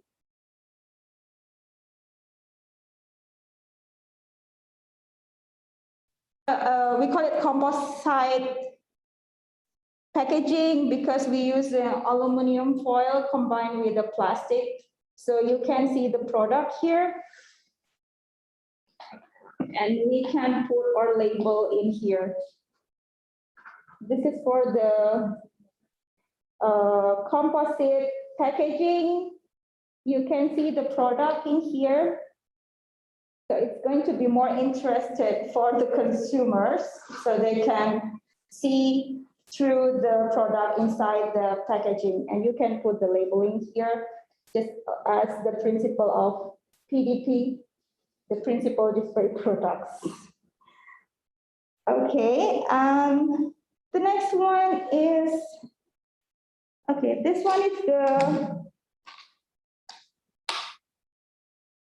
the fresh fruit, the fresh strawberry from our field productions.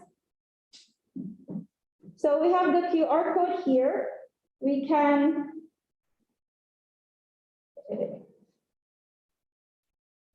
scan this one.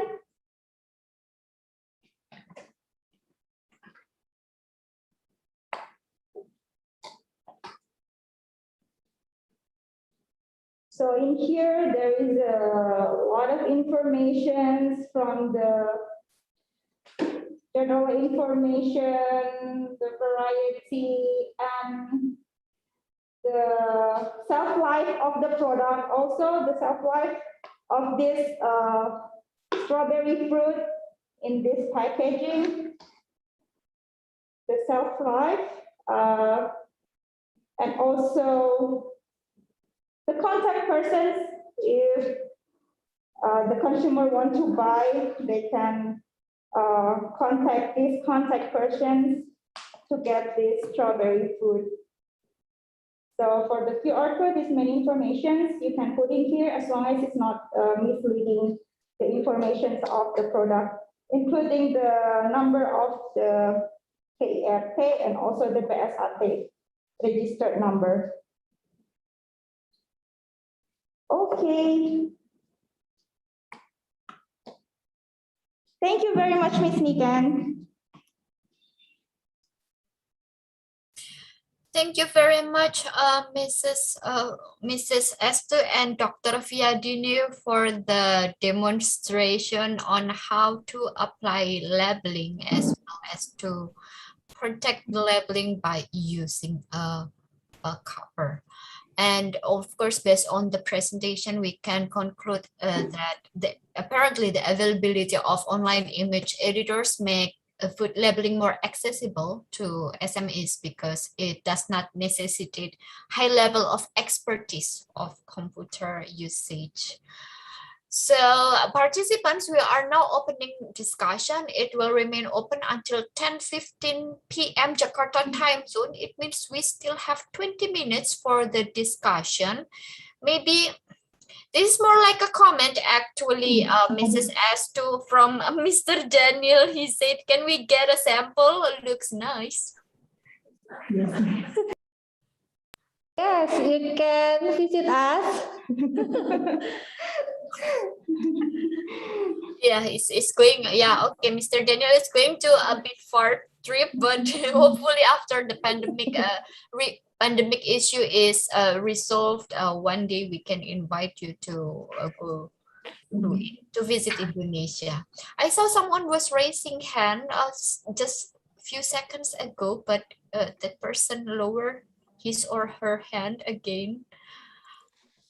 Well, maybe while we are waiting, I would like to ask question to Miss Astu. Since of course we want a labeling that is durable despite exposure to water or outside temperature, external temperature. So I'm wondering what kind of paper you are using to print the label on.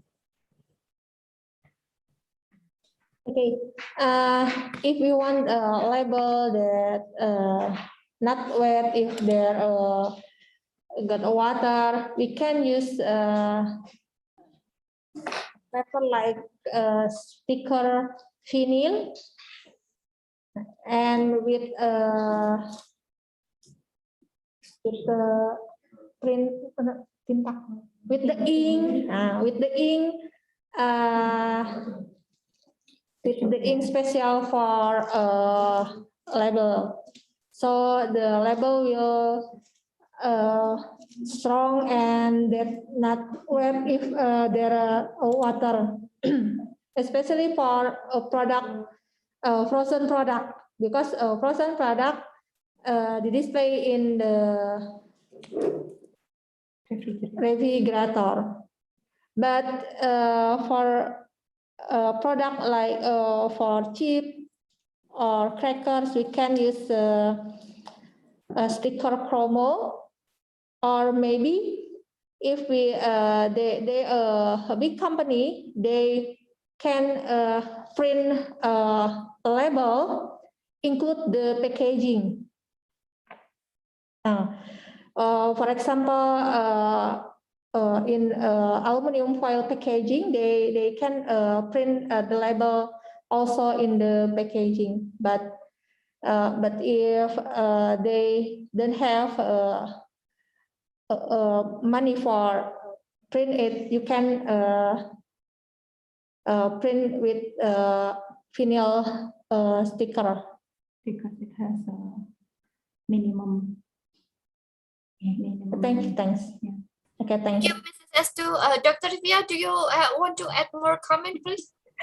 Yeah, because to make a printed packaging, there is a minimum Printed. yeah, the minimum printing. So for the small scale industries, for example, if they want to print it, the packaging directly using the label, it might be a little bit expensive. So there always be another alternative.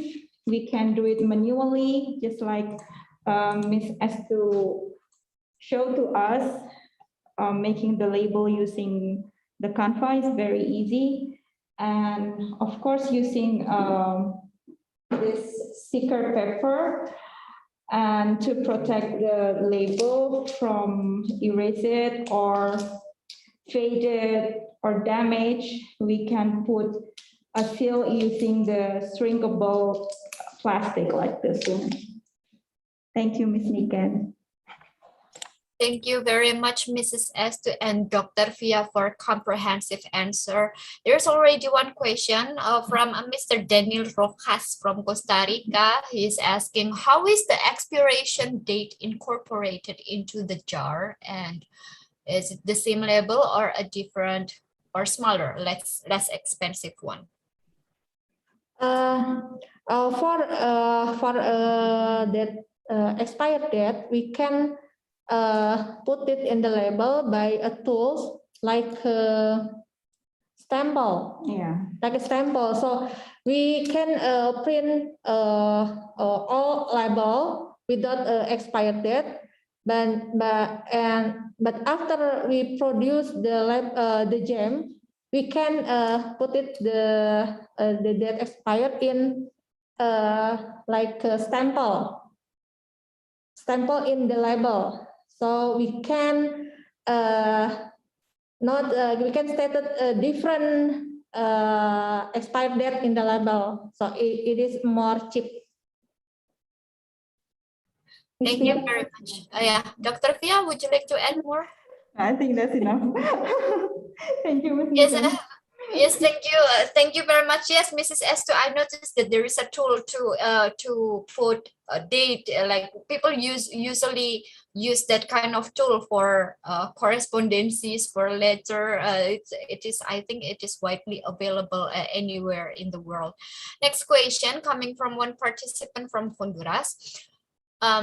Is there a limit on how many units of a product could be manufactured this way? He's thinking about the need for time or cost efficiency, especially if direct to market is an option and keeping unsustainable stock could create logistical problem. Maybe, I think, so maybe Dr. Fia, would you like to respond?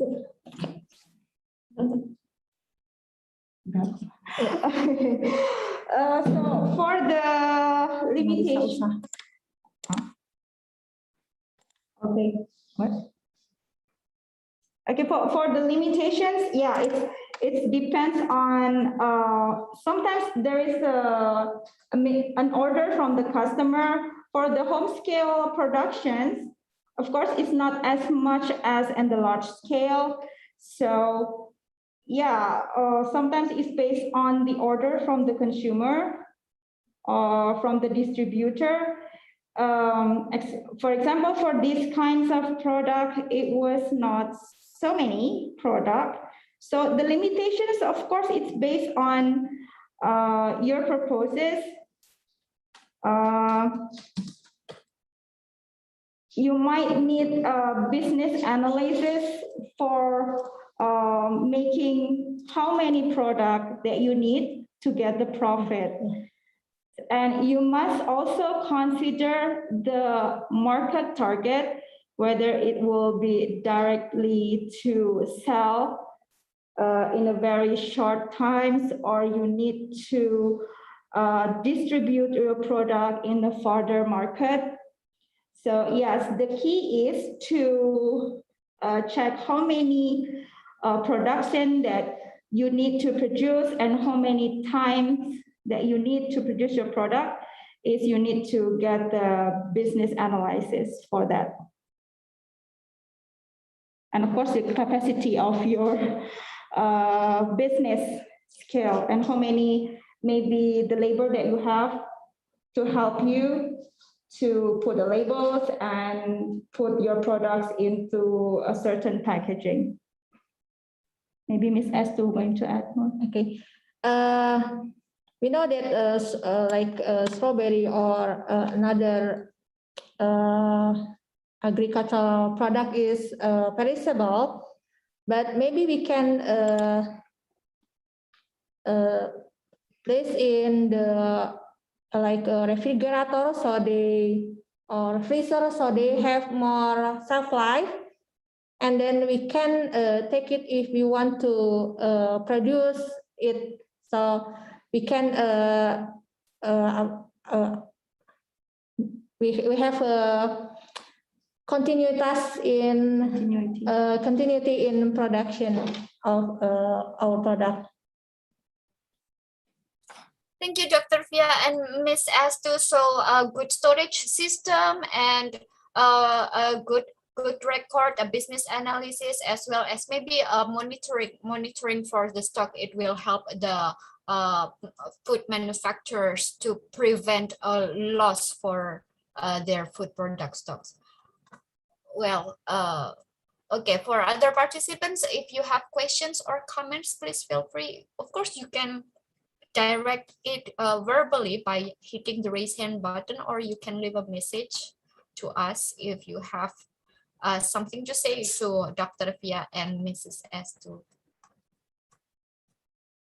Okay, while we are waiting for a response from participant, maybe I would like to ask to Mrs. Estu, since we were mentioning about expiration date. So, so how can I'm wondering, how can a food manufacturer to determine the expiration date? What things they need to consider in saying like, okay, this food product will expire in one year, or maybe even 1 week, or 2 years. Like, do you have what is your thoughts about that, Mrs. Estu, please? If we for small scale, maybe we can see it. There are three ways. First, in physical ways, biology, and chemical. Maybe for small scale, we can use in physical ways. We can see, for example, for jam, we can see if there is we have to continuously monitor. If we see like jamur function, it means that our product is expired, and then maybe we can test it. If the test different or not abnormal and not delicious again, and the product it means that expired. In the second way, biological way, we need help from laboratory. We can see how many microbiology that live in there, and then the rest in chemical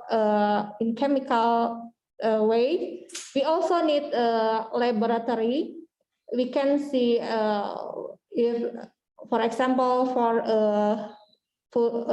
crackers food, we can see in something like apa ya, nilai kepengitan rancidity. It can the rancidity can view in the laboratory dari hasil labnya. Maybe because I can. Pia, please, if you want to add more comment. Okay, so Ms. Estu already explained about how we can determine the expired date of the product from the biology, from the physical ways. We know that for the small scale industry or for home-based product, the easiest way is to monitor regularly your products. Maybe it will take time, but I think it will be useful to determine in the easiest way of your expired date. But it would be much better if we use the laboratory checking, and from that we can find out the predictions of the expired date through the biological testing and also the chemical testing. So from the laboratory result, we can determine and also predict the expired date of the products. Thank you, Mrs. Estu and Dr. Pia, for comprehensive answer. So let's say that the food manufacturers are using a laboratory service to determine the expiration date or the durability of their food products. So what is the correlation with the packaging? Since in the day 3, we learned that several types of packaging can extend a shelf life. Can we modify the result from a laboratory? Like laboratory, I don't know what is the mechanism in the laboratory, whether it also examine the product in different type of packaging or just the product without the packaging. Please, Dr. Pia.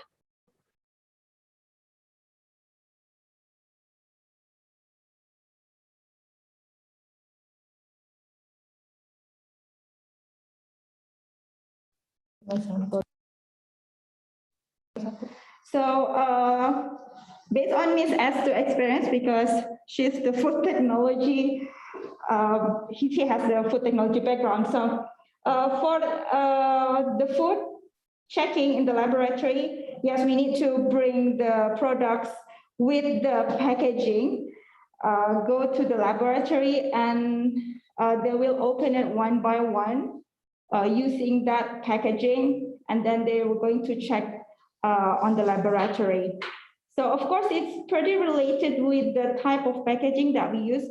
For example, for the dry noodles, for the dry noodles can be packed into the composite packaging like this one, and also can pack into a can. Well, actually, this is one of the journal I read.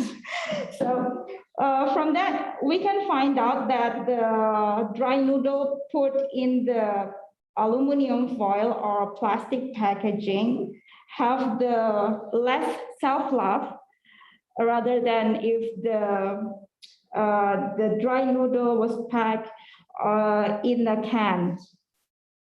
So of course, the type of packaging is going to become one of the factors that determine the shelf-life of the product.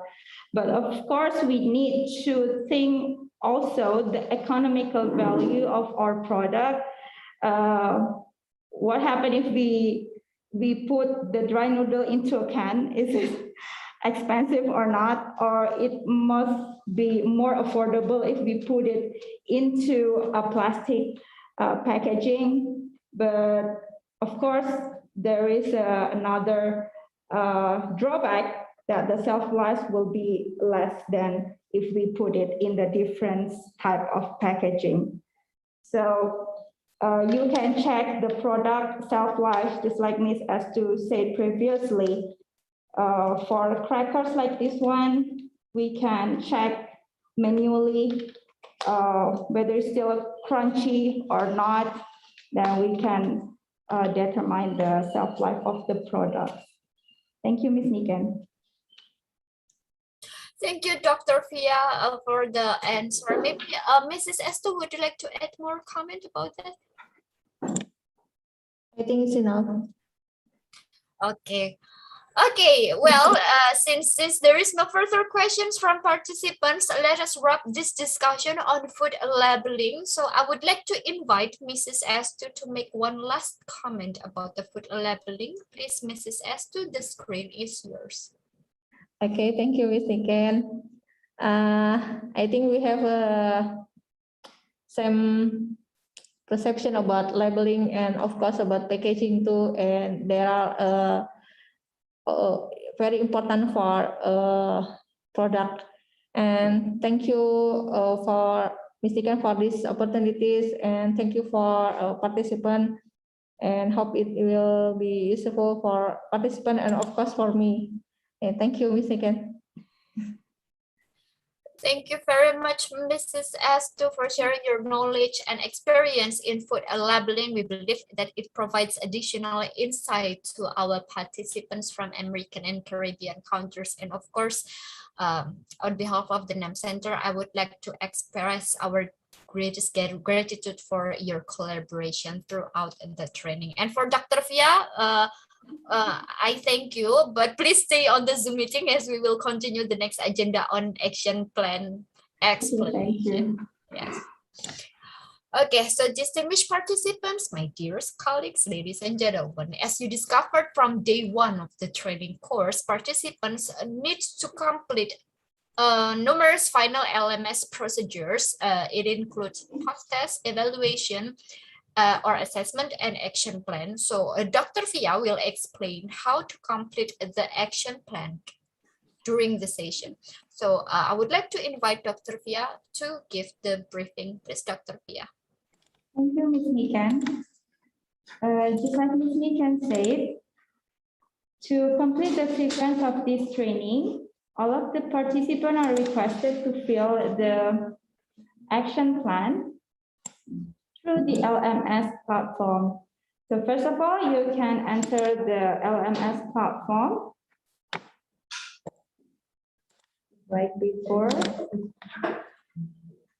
And you are requested to fill the evaluations form in the below sections of this page.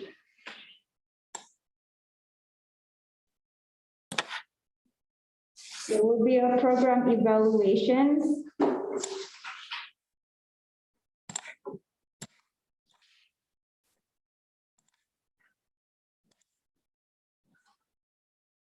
And also the evaluation for every materials here. And the last one is you're requested to fill the action plan. So this action plan is actually a written document that describe the steps that the supervisor or core worker will be complete to help maximize the transfer of learning from this training. So the action plan can be used by individuals to prepare the strategy to achieve the personal or goals or the institutional goals. So to download the action plans, you can download the form in here.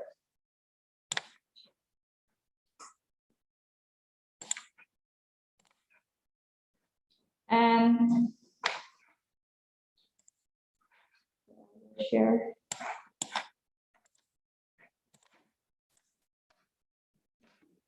Okay, this one, the action plan form. So you can write down your name, address, and your contact details. And then you can write down your type of activity, the activity time, the locations, and also the person in charge or the executor of the activities, and you can put any notes in this column. So after you fill this action plan form, you can upload it in this LMS platform.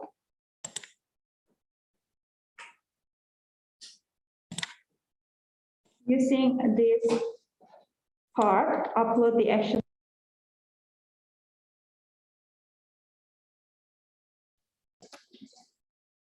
Okay, so you can upload your action plan here, and we will wait the action plan until tomorrow at 12 a.m. Jakarta time. So, and don't forget to fill the post task. You will have 3 times attempt for the post task. And to get the certificate, you need the minimum score of 70. And the limit time for doing the post test is also tomorrow, just like the action plan. Okay, thank you very much, Ms. Nikan. Thank you very much, Dr. Fia. One question, Honorable Martinez would like to request you, maybe you can show one example of an action plan that has been filled so that participants have more clarity on how to fill out the action plan. Or maybe you can demonstrate on how to fill it. Please. Okay, thank you, Ms. Nikan. So to write down the action plan, what you can write down in here, for example, to transfer the knowledge that you get from this training, for example, to your co-worker or other parties. Maybe you can write down the activity, for example, trying to make a labeling by yourself or making certain packaging made from paper, for example. So the action plan is really related with the material that we'll provide in these training courses. Thank you, Ms. Nikan. Thank you, Dr. Fia. Okay, other participants, do you have questions regarding on how to fill out the action plan? Or maybe one question from me, Dr. Fia, since for the last session for African countries, some participants have difficulties in uploading the action plan on the LMS somehow. So does the ICAT Lembang opens for other media to submit the action plan if you have an email address or other contact details to send the action plan document? Maybe you could share it with us. Okay, thank you, Ms. Nikan. In the case of you have difficulty in sending your action plan to the LMS platform, yesterday we already shared the contact detail of Ms. Yanisa. To make it easier, you can share to us through the WhatsApp to Ms. Yanisa. So it will be recorded.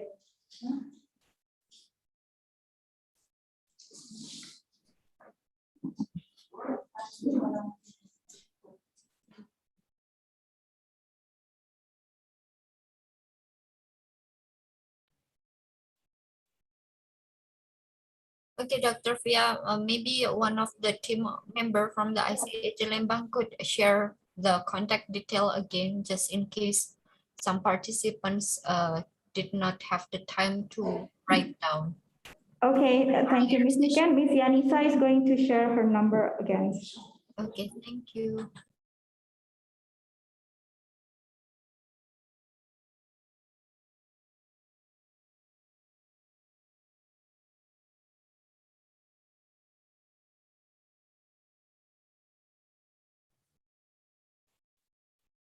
Okay, so participants, you already have the WhatsApp number of Mrs. Yanisa. So in case you are having difficulties in uploading the action plan, please feel free to send the document through WhatsApp to her.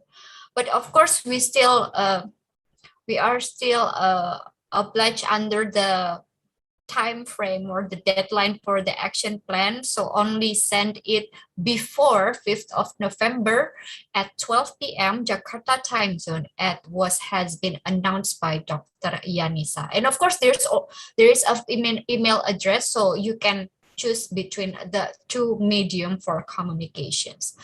Okay, Dr. Fia, it appears there are no further questions from the participants. Once again, thank you. And before we proceed to the closing session, do you have final comment regarding the entire session of our training on food packaging and labeling? Please, the screen is yours.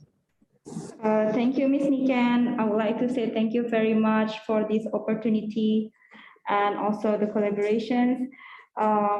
For the participant, I would like to say thank you very much. I hope this training was beneficial for you and could give you a sight about the food packaging and labeling, especially for the small and medium enterprises. And it might be useful in improving your product value. So thank you very much once again. Stay safe and stay healthy. Thank you, Ms. Nikan.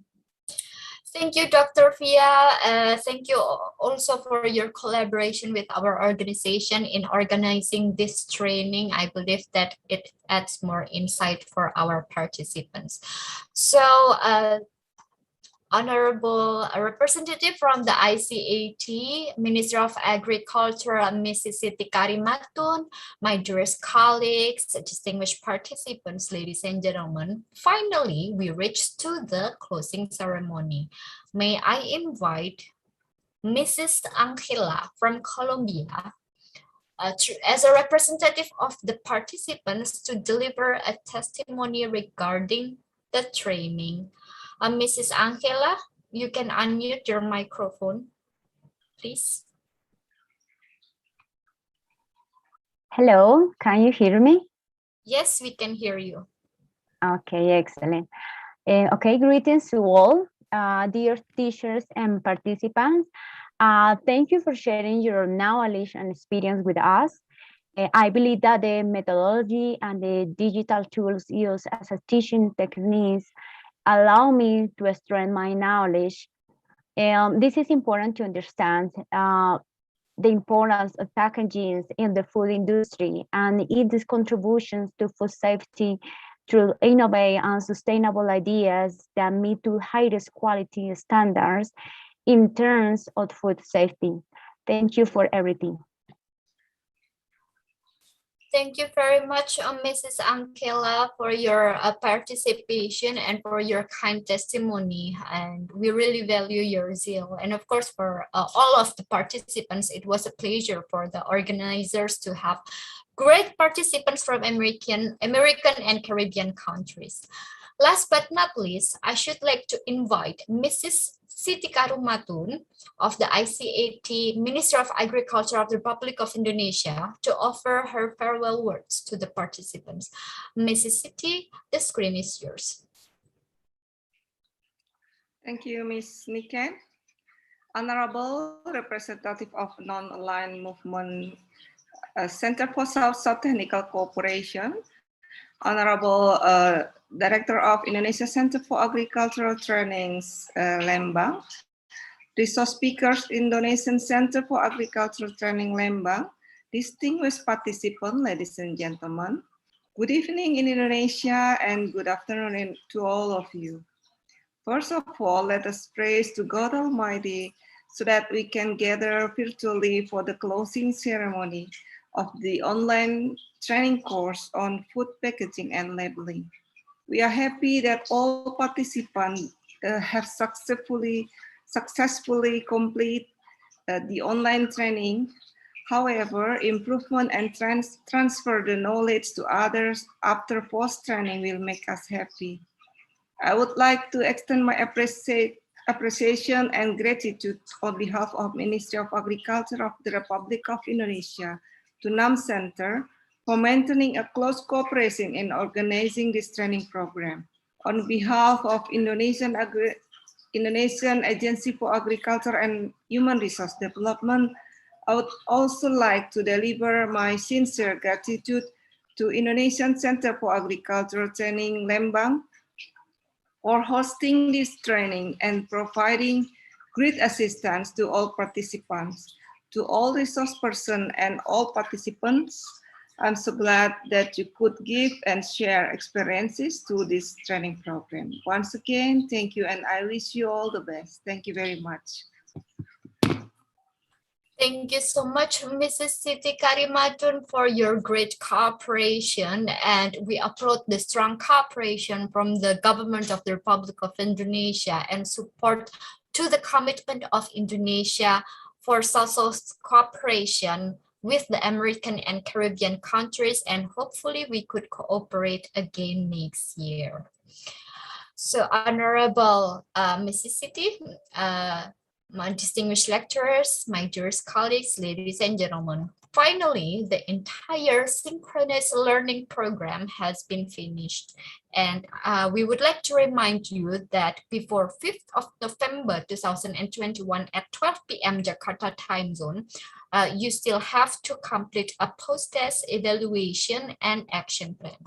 Once again, thank you for your commitment for the past 4 days and wish you a good health and success and take care.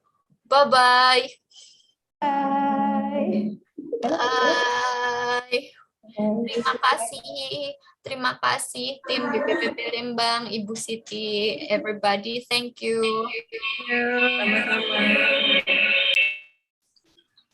Rafia, Mbak Yanisa, Pak Estu, thank you. Terima kasih Bu Siti. Thank you.